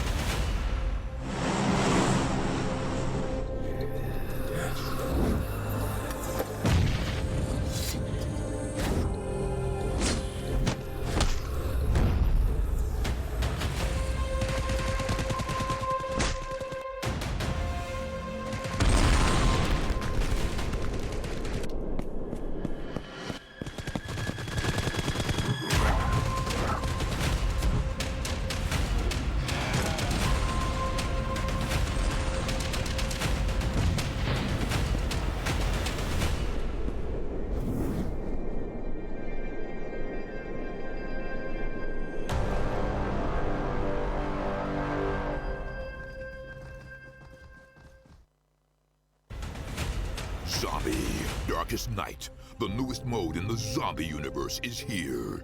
This time, the rules are different. No more parachuting, as players will be placed at random locations on the map when the match begins, and there is no single winner. Players must work with their teammates to spend one long night in the match and stay alive until the sun comes up. Waves and waves of zombies will spawn during each of the 3 foggy periods at night, and supplies should only be scavenged when the fog fades. The main objective is not to defeat other players, though this doesn't mean they are harmless. Players may need to work with other teams when necessary, but should also watch their backs in case the Fragile Alliance goes south. This will be a unique experience for every player involved. This new mode also comes with a passive skill for every player. Understanding these skills will be the key to staying alive in this long night. Can you ride out the night?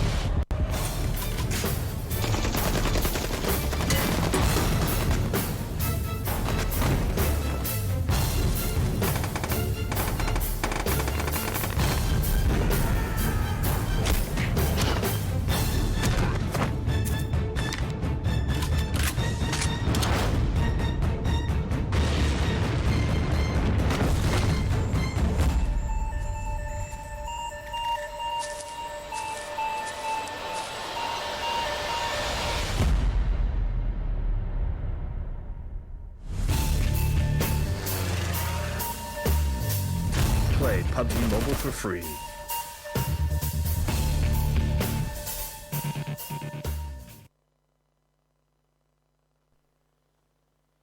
Hello, ladies and gentlemen. Welcome back once again to the PMCO 2019. I am Devin Pyrotechnics Young. This fine gentleman is, of course, Tom Pickering, but he is better known to his friends as We Free Men.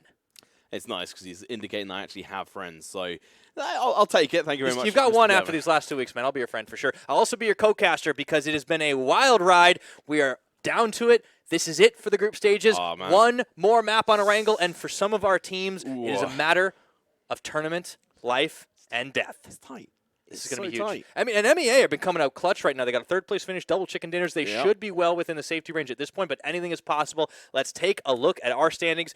TRD, they go out in 13th place, but they still have 320 points, so it's perfectly fine. They've got one more to play to get into 350, which would be insane. But look at this. So 69 SWAT, a.k.a. SNT, make it into 4th place. They actually could pass Light Pirates here. Insane. Yeah, well, I'd be surprised if they don't after that last performance. And look at this, MBZ Falcons, 1 point off Executor. All they have to do is load in.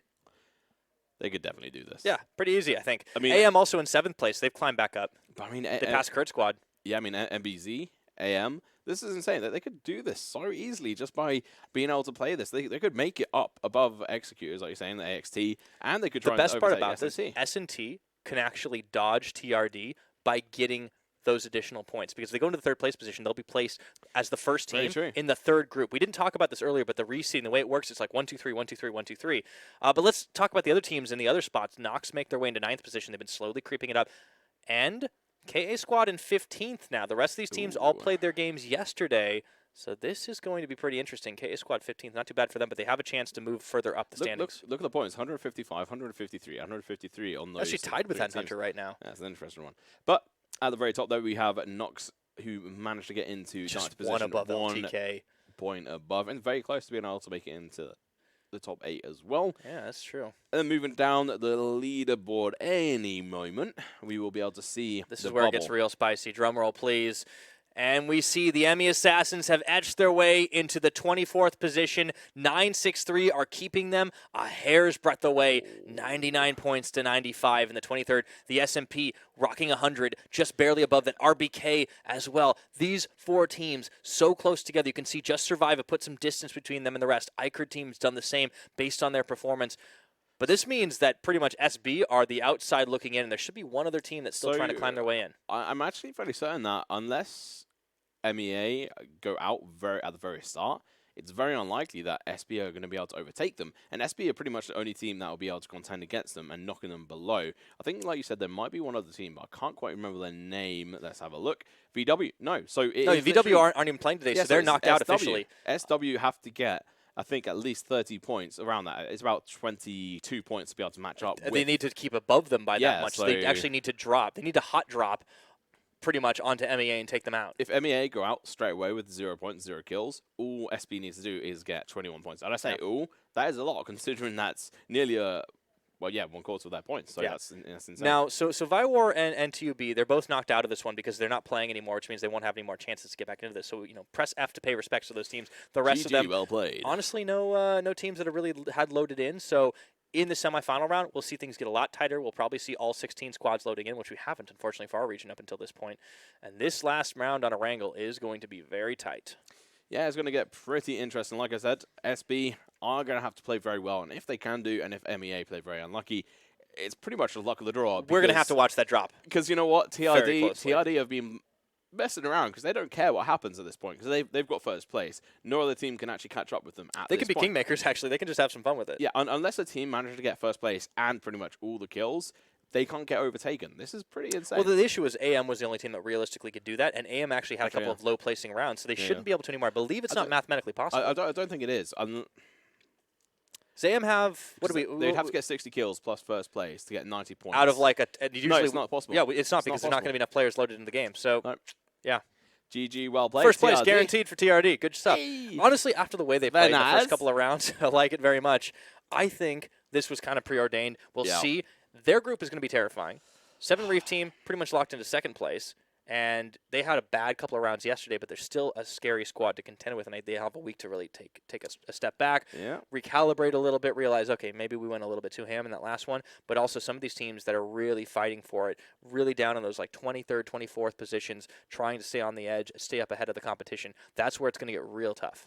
And sometimes edging isn't the answer, Devin. You have to be careful and make sure you actually play a little bit aggressive sometimes and just release a little bit earlier. So we're going to have to see what happens with these guys. There's a little bit of an aggression coming out from a couple of them, like you might see from 69 SWATs or SNT as they're well known. So see if they can carry through into this next game. But in the meantime, if you want to see what we just talked about, there's a website you can check out all the standings. And if you want to preordain, sort of check out what teams are going into the next round, have a look. Yep, you can go ahead and head to the website at the bottom of your screen. It is clubopen.pubgmobile.com for all that information and more up-to-the-minute standings. And not just for the MEA region, you can find it for all the teams competing at the PUBG Mobile Club Open.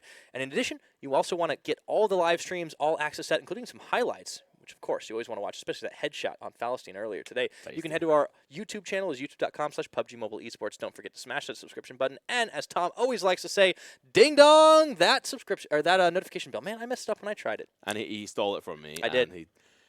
Ding dong, that notification bell. There you go. Just had to do it. It felt wrong that he messed it up, and I had to, Well, ring ring the shame bell on me for sure. But we will see who will be our final 24 teams after this round. It's been a long couple of weeks.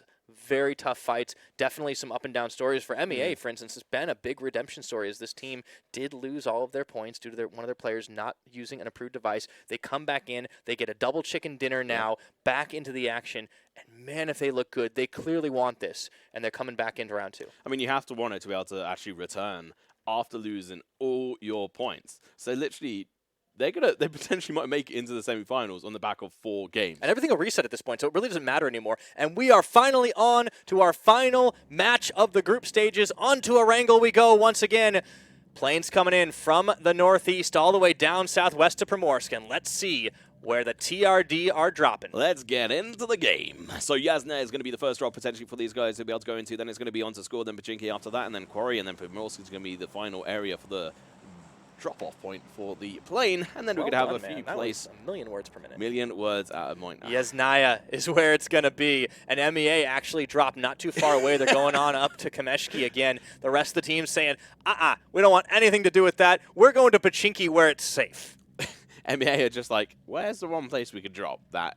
TRD no one else will ever be. TRD are just not going to fight honestly, us. they got to hope it's an Eastern Circle right now. Otherwise, they're going to have to run into TRD.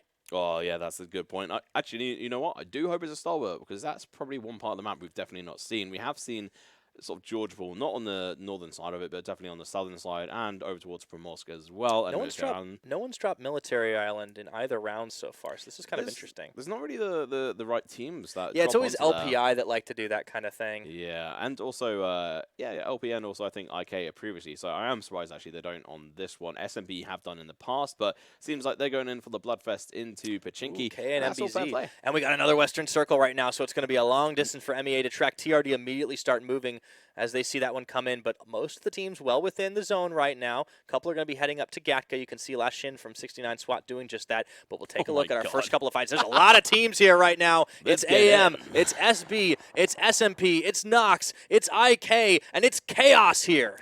Well, let's have a look on here from the chopper down into Pachinki. There's going to be 1, 2, 3, 4 teams in Pachinki. IK Kramak is going to go down first. Can you give me a little weather report there for Pachinki, Tom? Weather report coming in. It's going to be a little bit stormy with a bit of hail coming in from the northern side, and it's going to be SMP. It's raining bullets. That's what's happening right now. Galiko is going to find the down, looking for some finishing shots, and we got ourselves a shotgun. It's just absolute nuts here on Pachinki. I think that guy's flag is from Australia, if I'm right in saying, which is a bit of an odd one, but I think that might well be true. But Kramak is going to be the first one to go down. Good day, mate. What's going on? A little bit of a shrimp on the barbie. I know they don't actually say that. I know, they absolutely hate people who do, especially because they don't fry those shrimpies. So we will see what goes on, but this is going to be such a bloodbath. Devin, I am... Or Byra, might as well say it as well. But, either one's good. Either one is good enough, but what do you think? Who's going to come out on top of it? Place your bet.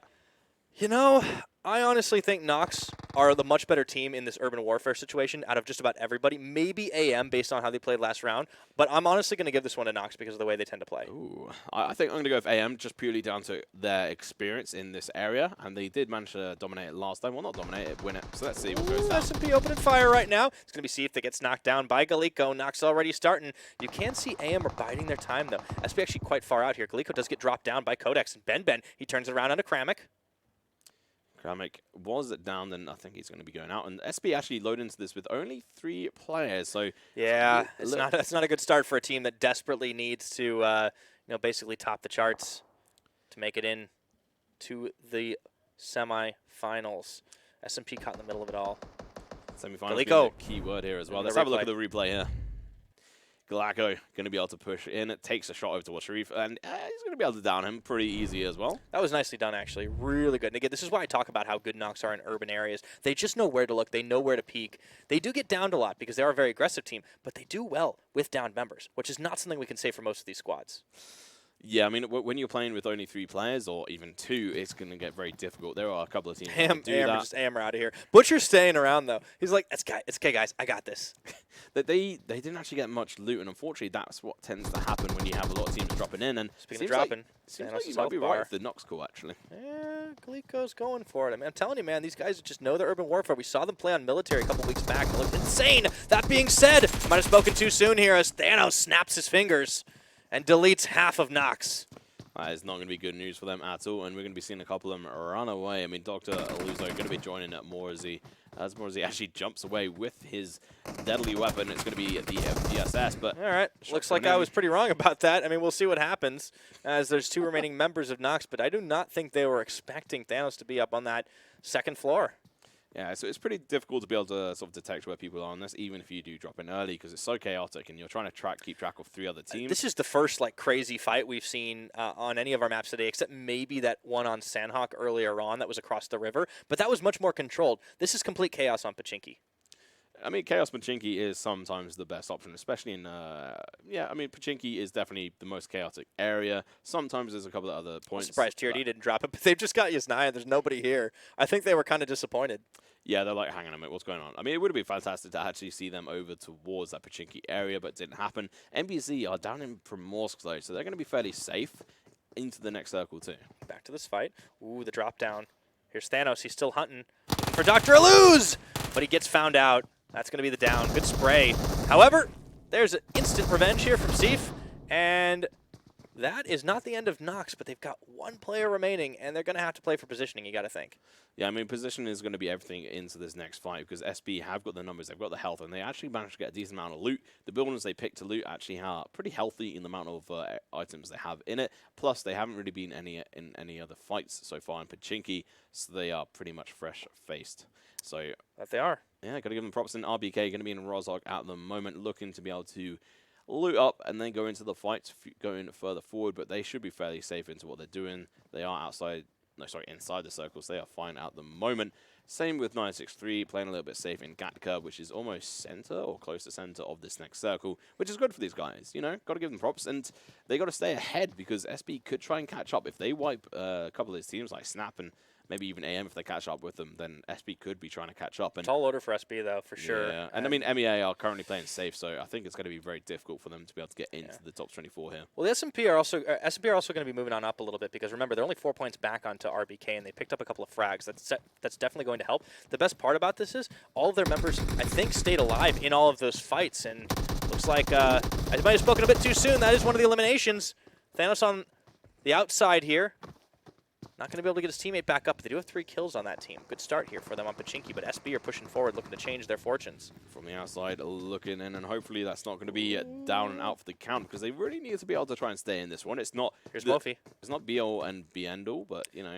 AM have just not pushed at all. It's going to be another move around by Thanos. Unfortunately, he spotted out this time. He's going to try to... Oh, I was going to say duck and dive and dodge, but unfortunately Codex all of is SMP, nowhere. except for Codex, are crawling on their knees. So he's going to be the last member standing here for SMP. And this is looking great for SB to try and break into this one. Remember, they're the 26th position. They need to make up some points. That's 3 out of the 21 points they need minimum to match MEA on their points. So if they carry on in this form, we could actually see them doing what I said, which... is very difficult. They didn't knock out the team, but they did get those kills, so no, that's the thing. a start. And they're going to have to do it, too, because, again, it's if RBK, who are way the heck out there, go down, if SMP go down, 963 go down, or ME Assassins go down, that's the chance for SB to push their way in. But as you mentioned, they also need to make up a heaping helping of points. So they need to hope at least one of those teams drop early. And you can tell 963 are not keen to give up their position. They are way out in Gatka, not giving up anything. And this is actually an area we saw 46 loot yesterday, who were the underdogs, who performed. We've got 2 chicken dinners, too. Yeah, and those guys leveled up massively. That's crazy. And this is one of the areas where they actually managed to perform. So maybe they can take in some of that energy and really perform themselves today in this area. Although they're playing a little bit weird here, out in the open, just running around, having a little bit of a There's good nobody time. there, I guess. But, yeah, you got to think if anybody starts taking shots at you, then your fortunes change pretty quickly. JS have a couple of cars for themselves. They've done a great job today actually staying alive. TRD are going to be moving in 2 cars away from Yasnaya as this next circle will soon be coming in here. But right now, the safest place to be is probably Georgia Pool, because that's where 69 SWAT are. MEA up in the top. Safest place for them, anyway. I was going to say, what's the safest place for other teams? Probably not, because 6-9 SWAT have been playing fantastically. They've been pretty dangerous. So MBZ are actually quite towards the south here. They'll take up placement on Quarry, but they will need to go up. And wouldn't you know it, Tom, we've got ourselves a Georgia Pool circle. This is interesting because there's still one other circle before it goes in for the hard shift. So much water here for Erangel. That's quite rare. Yeah, so just to mention, guys, so on the 4th circle, the circle hard shifts onto land. It tries its best to try and get 100% of the circle in land. I don't know if it can do. yeah, that's the thing. So there is a chance that it's probably actually going to shift very central to the east, and that actually means there's going to be still a lot of the northern side. We could actually see the shift onto the northern side of the circle. That's still a possibility. The calculations that I've just done in my head with my magical caster brain means that I'm fairly certain that it can actually still land on the northern side. Magical caster brain. I don't know. You need to get at least 1,000 hours in PUBG and you'll be fine. Man, I'm $9.99. $9.99. Well, so close. That's a rip. But you know what else could be a rip? Codex. He's last member staying from SMP. Maurice as well is going to be the same for his squad. Nox right there. Big losing out. And ooh, SB getting one member dropped. It's AM finally taking position, starting to fire down. And this is looking like the last round. SB are in some trouble. B52 opens up and sprays on top of him. Meanwhile, Butcher waiting in the wings here to clean them up. And this is going to be bad. SB, they need to stay alive, but they're getting dropped down. I think that's the elimination. Oh, no. That might be it for SB. There's no chance for them anymore. No, MEA are confirmed. They're in. That's it. That's it. And that's actually the only bubble team that could still make it through. So at this point, for MEA, 963 and SMP, and RBK as well, they're just playing for placement. We know the teams going through, but we don't know exactly where each one of the teams are going to be playing, apart from TRD, which will be in Group 1. And also 70, I mean, they have got the chance, I think, if we have a look at the standings here. So, we will Gotta be moving up to the top for sure. Yeah, let's pop on over to the top. So we're just doing a little bit of a look here. So 70, they actually have 250 points. So it is actually possible for them to... SNT could... Yeah, theoretically. SNT could move up a couple of spots. Honestly, taking either of these spots away would be fine because you get to dodge the real deal for some of your games. Remember, if you're in the same group, you'll play against that same team all of the time, but not if you're in the other group where you only play some of the time. We'll get into the weeds with that a little bit later because we're back into the fights here. RBK facing down against 69 SWAT, or the SNT, who will be watching for the rest of the match to see if they can get them way into the top position. Yeah, no, I really do hope they do take over Light Pirates just because of the way, well, if they play very well. I obviously love the Dancing Pirates. You guys are their favorite team, man. I'm not biased, leave me alone. But they dance, so they are my favorite. They can dance if they want to. Oh, look at Nox. Yeah, Morrissey's out there. He's just, you know what, I'm going to play for positioning. Nox are currently sitting in 9th place right now, so the more points they can accumulate to just move on a little bit further up, the better. Yeah, I mean, well, ideally, 9th place is actually quite optimal for them because it means they would end up in the 3rd group, if I'm right in saying. I think you're right. But even number 8 is actually fine right now. Yeah. And AM are still alive in this one, too, so you got to think they'll be pushing deeper on the up and up and getting into the, looking to contest MBZ Falcons position. There's only 1 point separating those two. Speaking of which, MBZ Falcons are going to find IK. Ooh, UT Script goes down pretty quickly. In fact, so does UT Boom. IK managed to get 2 downs here, and they may have a chance to actually overtake them. Yeah, and Bard are trying to take on these shots, and he has got the angle. Los Kev is not about to push in here. He is a better player. There he goes. Unfortunately, Bard does take a little bit of damage, so this isn't an even firefight anymore. Script and Los Kev are coming in. Or Kev Los, rather. 1v1, and he might well just go in for the revive here. Made bounce. And Bard is backing away. He doesn't want to die out this He's going to get Rowan back up. It's only 2 members of IK. Remember, they took a lot of damage earlier on. But that's 3 down members of MBZ, so only Los Kev is actually healthy right now. And Codex is driving right to the edge into the zone as he was in the blue. He's got himself a nice Jeep, but one of those teams only having 1 player remaining, just playing for positioning. Yeah, he was trying to get outside the danger zone. He has actually managed to do it, so fair play to him. He's able to do that, and now he's going to be able to try and get his team a higher placement, which is what he wants to do. A little bit of pride here, because there is no money prizes at the moment, because that will come in later on. They got up all their teammates here, so IK really indecisiveness, or at least slowed it down a little bit, allowed them to get the res up, and the nades are starting to come out here, and all of a sudden this fight's not looking so good for the IK members. Yeah, I mean, the IK members had a really difficult time in Pachinki, and unfortunately they bump heads with MBZ, who've been playing really well so far. Really aggressively. Yeah. Oh, and there's your Northern Circle. The Northern Circle coming in. I called it, guys. A fight between TRD and MEA here. My calculations can sometimes be right. But we'll see which teams can actually do this. So the next circle should shift quite hard north as well, but there's a potential for it just to go center as well. So Rowan is going to be able to stay alive, but he's going to get damaged by the circle, and his vest is almost broken as well. He's not got too many meds. He has got 4 first aid kits. That's fairly good, but MBZ are going to leave him to it. Yeah, I mean, they shouldn't really bother with this. Look, a couple of them are low on HP. They have to chase the circle. And now we're going to be seeing AM as well try to follow up on that same sort of path, going through. One car, too. Yeah, they're right next to the hospital. They're not inside the circles. They're going to have to cross over. And we are going to be seeing SNT versus TRD once again. This is going to be spicy for sure. And MEA are actually in the mix as well, so they all start finding each other. Even KA wants to get involved. And Narco's actually getting dropped down by HeadHunterr. Man, what was that shot? He was on the opposite side. That was fantastic. We got to see that in a replay. Come on. He wasn't on the opposite side. He's actually on their side alone. Oh, he's flanking. He was alone by himself. But now the other team members are going to come in, and I think 6ix9ine SWAT are going to be a little bit confused as to where the other team members are going to be flanking from. So this is going to be everything to play for. But in the meantime, there is KA on one side, and then there's another team on the other. So this is going to be very dangerous. Yeah, it certainly is. MBZ lose a player to the blue. Yeah, as they were trying to drive away here, AM even going to cross the bridge. So it looks like we are all about Georgia. Oh, no, this is going to be, there's going to be about 6 or 7 teams in close proximity in North Georgia. Well, there's still 12 alive. There's still 40 players still in this game at 15 minutes right now. You got to think it's about to change. Yeah, AM, everybody's buying up property on Georgia Pool. It's the place to be. Unfortunately, may well be some of them poaching graves and pushing up the daisies very soon.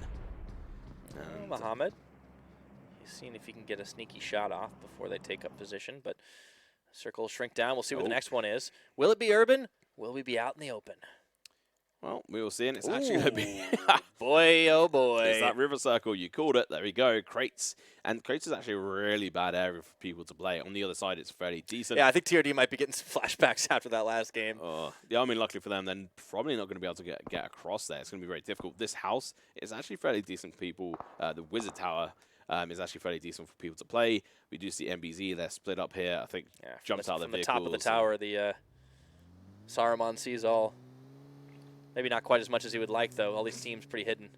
Yeah, and I mean, MBZ are actually in a fairly healthy position. You may not think that, but that hillside actually allows them to walk down into sort of ridge lines in a potentially a healthy position. Meanwhile, we have RBK. Where Codex is.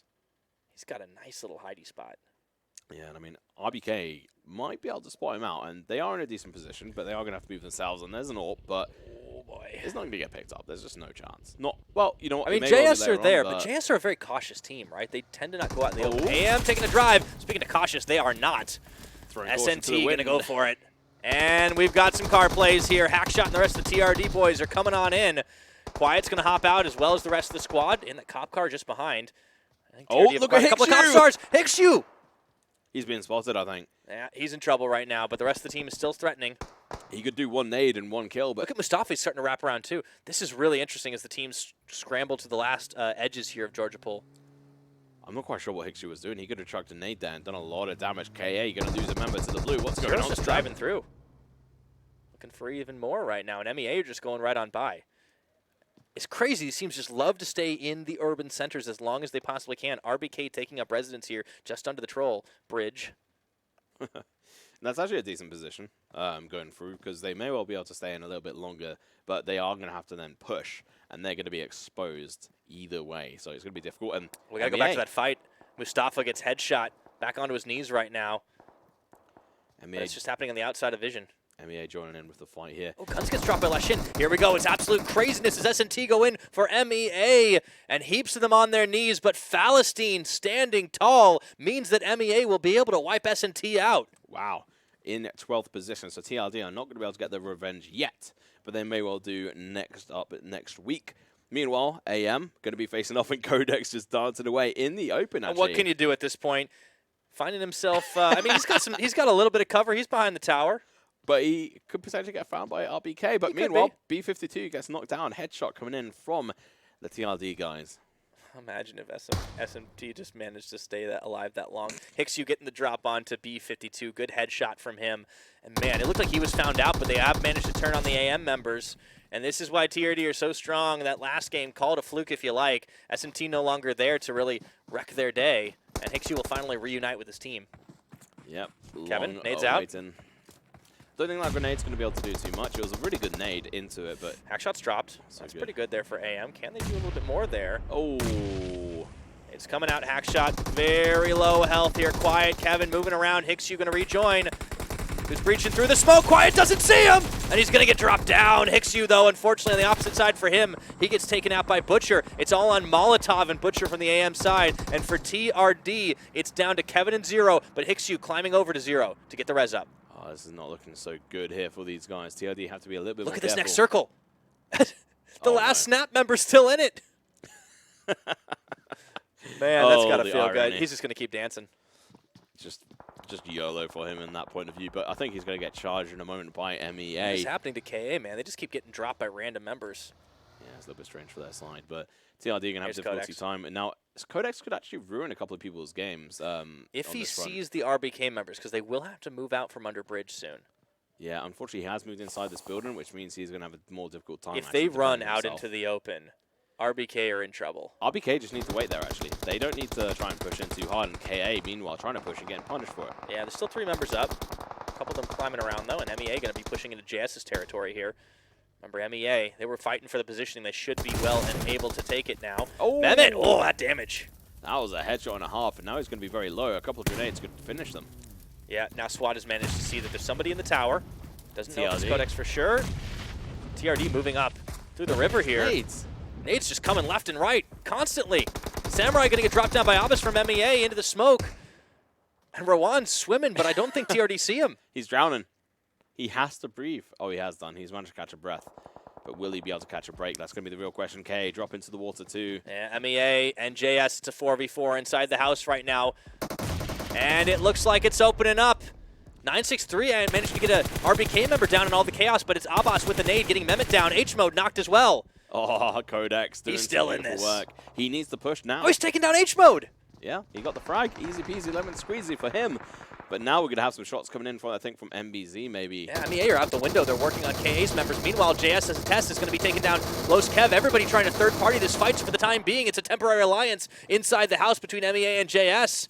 8 members alive in a single building. What is this? That is not allowed. Yeah, they're just not letting anybody get in here for right now. MBZ are starting to drop real low as they're just on the outside, but it looks like EUT Script is going to be the one still remaining.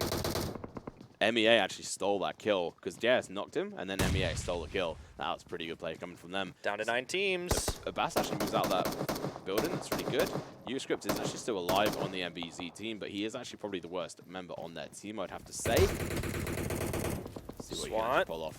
Looking to peek out. Looks like UT Boom does get taken down by guns. Meanwhile, MEA not keen to push up here because they know all the JS members are sitting on the second floor. Oh, look at that car. Parked inside. They can't get up to the members. Oh, no. Codex is gone. Out in 9th. That Archer is blocking the stairway. They can't get to JS. JS are perfectly fine. No way. That is amazing. I've never seen that before, ever. That is absolutely nuts. JS are perfectly safe apart from nades in this situation and long-distance shots. This is this is why there's a temporary alliance, because neither team can take each other out. And by the way, TRD just keeps swimming. Oh no, AM could actually come up onto the rocks and take them out. Well, it's off. He's not going for it just yet. Ooh, Zero and Hicks, you must have seen it. They've seen them. Still have 3 members here. Remember, only Hackshot went down in that earlier engage. Yeah, they were slightly split up there as a member on their team a little bit further back. Boss is further out. Yeah. Is he going to look for script, though? That's the question. Here's HicksU. HicksU has take shots on a Molotov and Butcher. Oh, he drops down. Oh, that was a bit of a fail, but he's going to be able to get back up. He has to be careful because JS will take shots and they can take him on. He's trying to cover for his teammates. Oh, look at this. So Zero has crossed the river as well. On 963 is going to get taken out. So is Lawrence. 963 starting to lose a lot of members here. Molotov just dies environmentally, it looks like. Zero takes him out at the end of the day.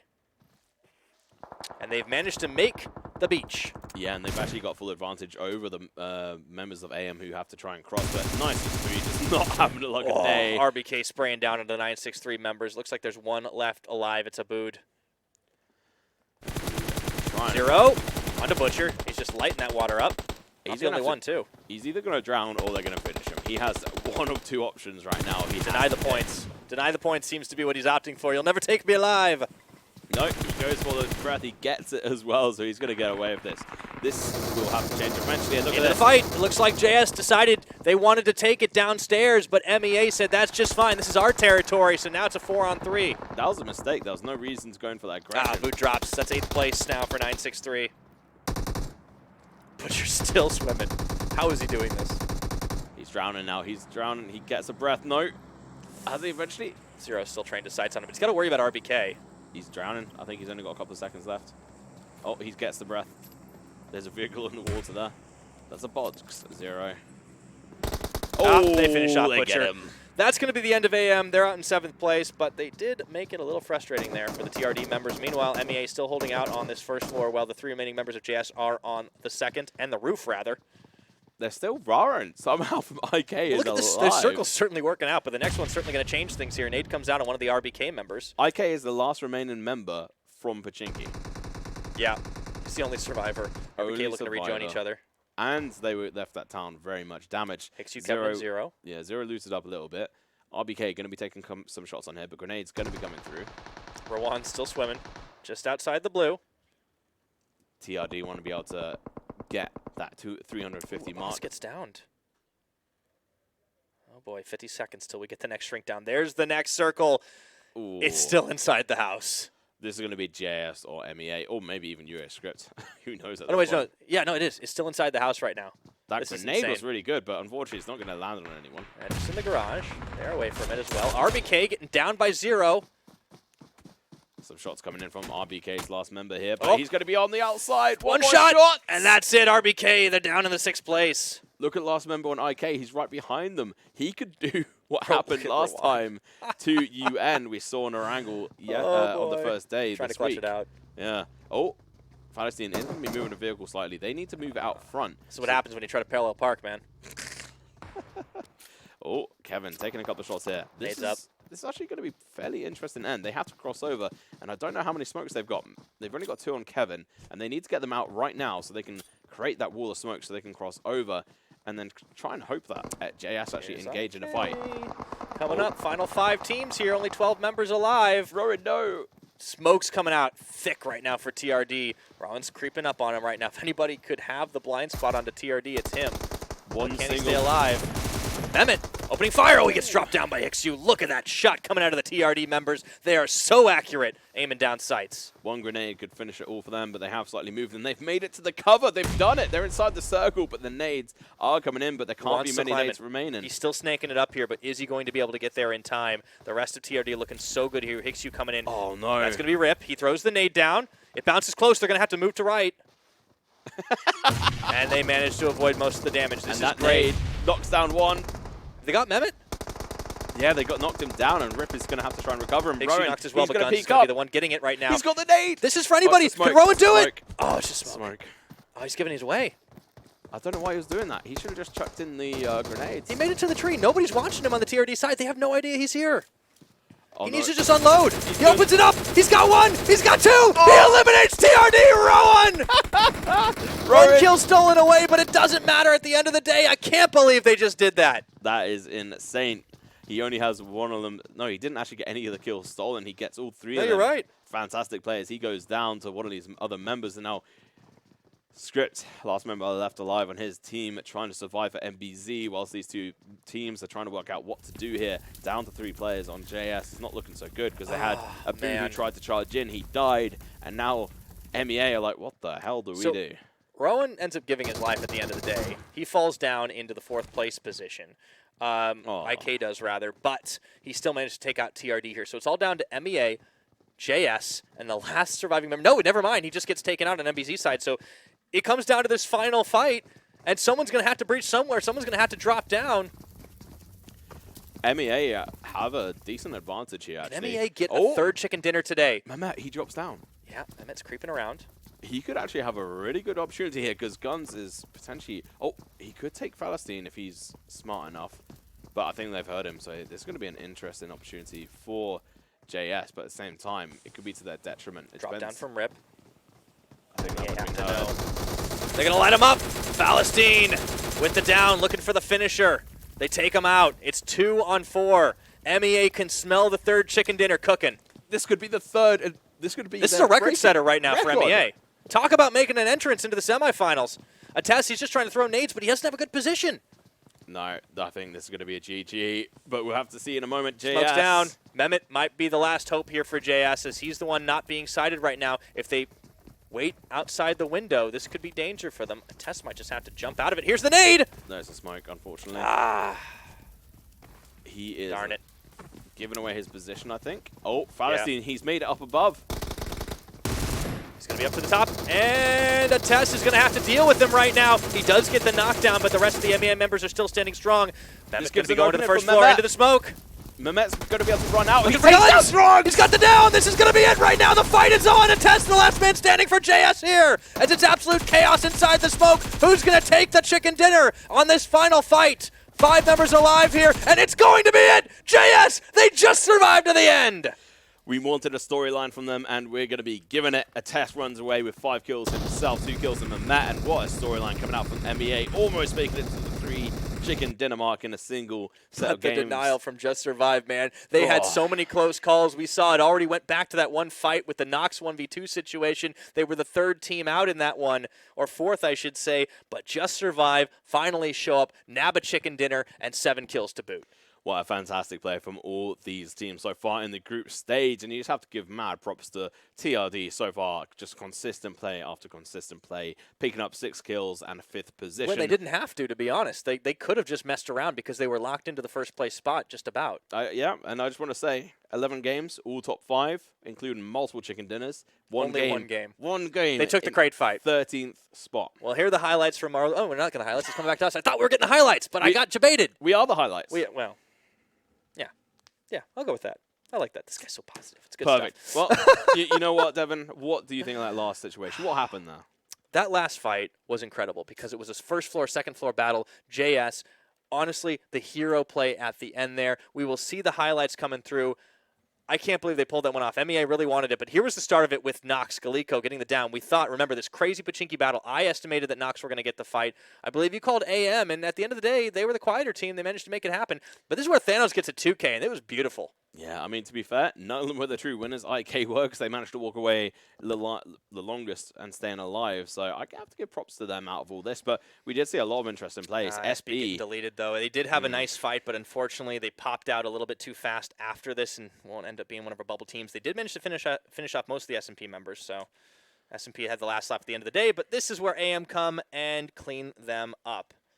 Rowan? Oh, yeah, I forgot that fight happened because they just kind of bailed out at the end and left IK for dead, but they still managed to survive that last player. Here's TRD through the smoke, finding the AM members, and they had no idea he was there. Hixu gets dropped down finally. They turn it around. They pick him up. Codex even finding a great shot onto H mode and ending RBK a little bit early there. And I think this is where he'll end up getting finished off. Yeah, as he was trying to outrun the blue, unfortunately, a test caught him. Yeah, the dancing meme was over, and then RBK taking out 963 here before they then have to try and push in, and unfortunately they face up against TRD, which we will see soon enough. But first of all, Butcher has to be taken out by TRD. TRD switch their sights, take out RBK, switch on over towards the caravan, which they get grenaded to hell, and then unfortunately for them, they have Rowan. They did not who see is Rowan right behind him. This was brilliant. He just unloads, cleans them all up. Now he ends up dying as a thank you very much. A test picking him off, the sniper on the roof. But here was the great play. Gun starting it off. Rip just went RIP, and it looked like it was all MEA, but Attest had a great play to knock down Falastine here, and it gave Mehmet the chance to be the hero. Yeah, if it wasn't for that, he wouldn't have been able to drop down, and then... I'm sorry, it was Attest, actually. Yeah, Mehmet had already dropped down to make that play, but then Attest comes in, and it really just comes down to a 1v1 situation. Easy peasy. Yeah, that was a big mistake coming out from the last member there, but Attest doing a fantastic job from JS, clutching it out, getting the win, and then Rowan picking up 3 kills. Those were all TRD members, so it really counted. Really good job by him. All the MEA players came up pretty big as well, but a 2nd place finish, not too bad. Not a 3rd chicken dinner, but just as good in their case. What a fantastic ending to the group stage here. We already know all the teams, and unfortunately, we are going to have to say goodbye to a couple, which we'll get to in a moment. But look at these kills across the board. TRD Kevin still managed to pick up 3 himself. Yeah, not bad. Yeah, and, you know, MEA still up there as well, getting quite a few kills. And There's Just Survive versus ME Assassins. So I these were the final 2. Yeah, for sure. And it just looks like 1 and 2 in the standings, 7 to 9 in kills. The firefight was crazy. You could see the damage coming hot and heavy, and it was really only 6 points that ended up separating these two at the end of the day. I mean, I'm interested to see the Kotoa standards in the end and where MEA have actually managed to land themselves, because that's 31 points. That's a lot of points when it comes down to it. Even if they didn't manage to get that total win, they managed to get they'll be safe. 2 points. Yeah, I mean, we already knew they'd qualified, but they made a big statement today coming back after losing their points due to rulings. They ended up coming up huge. Mehmet versus Guns is our first head-to-head, and that is actually fairly even. However, Guns does kind of have the edge there in just about every one of those. And distance as well, almost about 2K. Well, he covered just a under lot. 2K. And they both ended in the same house. Yeah. Well, it just shows people from around the world can end up in the same place. And Guns was actually started out over towards... I can't remember the name. Yeah, they were pretty far to the north, if I recall. Yeah, it was right next to MEA. Stalba. Yeah. And that was a little bit unfortunate for them. They ended up having to travel across the side of the map. But Razem here doing a fantastic job, getting 600 damage, not all the kills. I think that was actually onto JS a lot Rip of the was time. one of the first ones to die on the JS side. Remember, there were 4 members healthy till that final fight, and he was the one who got picked off on the rooftop of the adjacent house. So, unfortunately, this is the worst performing member on the JS side, but they all really did step up in the clutch. As I say it, actually, SWAT, I forgot, he got dropped a lot earlier on, so there were 3 members before they made it to that house. There was actually 4, but SWAT actually dropped down and he tried pushing them a little bit too Oh, early. that was it. Yeah, it was because they dying. ended up just running circles, and that's where you get the rest of the distance coming in. Falastine, though, of course, he was running circles around everybody. Didn't quite get as many of the kills. It was a Tess on the JS side that came up clutch at the end of the day, but Abbas was not too far behind him in terms of numbers. It's not too bad. The distance as well, about the same on like sort of distances we've sort of seen between all the other members as well. Although it does seem like Eights has actually done a little bit further than his other teammates. A little bit more running around, a little bit more who's the hero at the active end, like on you said, his right? feet. Yeah, indeed, but nonetheless, fantastic play coming out from these members. MEA with a massive surprise result considering their previous history. They were always quite a passive team. They had a few highlights, but they were never anything like they leveled up hardcore today. They really came in with a plan. They executed on it. They were hunting teams left and right. They made MBZ look like a passive team, and that's saying something. That was incredible play from them and a well-earned spot into the semifinals. Cannot wait to see them next week for sure. It's definitely going to be interesting on that one. Hopefully we can have a look at the standings. Maybe not, but either way. Well, you know, we can check those standings. You just got to go to clubopen.pubgmobile.com, man. Finding all the information up to the minute. That should be updated not too long after these final results start flowing in to make sure you can see who made it into the top 24 and who will be seeing play later on next week for the semifinals, down to 24 teams from 32. Yeah, and I'm fairly certain we can safely say that there's one team that's going to be out. But if you want to go and see the highlights from today and all the rest of the days, make sure to go check out our YouTube, which can be found at youtube.com/PUBGMOBILE Esports. Don't forget to smash that subscription button. And I'm glad you mentioned it, by the way, Tom, because what else should they do? Ding dong, that notification bell. Absolutely. Good stuff. It has been an absolute pleasure bringing the show to you guys, but that is going to do it for the group stages. We'll put a lid on it here. We will be right back next time, 1 week from today, 8 p.m. Central European Summer Time for the semifinals of the PMCO MEA region. Thank you so much for watching on behalf of myself, Tom Pickering, a.k.a. We Free Men, and our broadcast crew. Thank you for watching. We'll see you next time.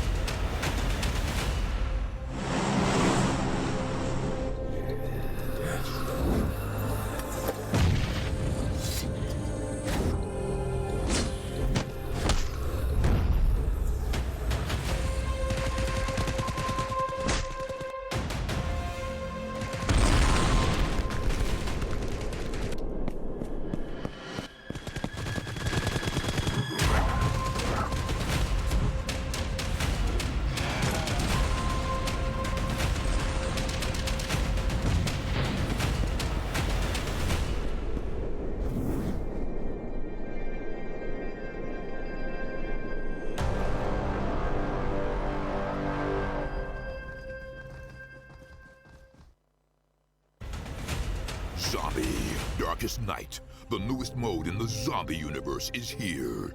This time, the rules are different. No more parachuting, as players will be placed at random locations on the map when the match begins, and there is no single winner. Players must work with their teammates to spend one long night in the match and stay alive until the sun comes up. Waves and waves of zombies will spawn during each of the 3 foggy periods at night, and supplies should only be scavenged when the fog fades. The main objective is not to defeat other players, though this doesn't mean they are harmless. Players may need to work with other teams when necessary, but should also watch their backs in case the Fragile Alliance goes south. This will be a unique experience for every player involved. This new mode also comes with a passive skill for every player. Understanding these skills will be the key to staying alive in this long night.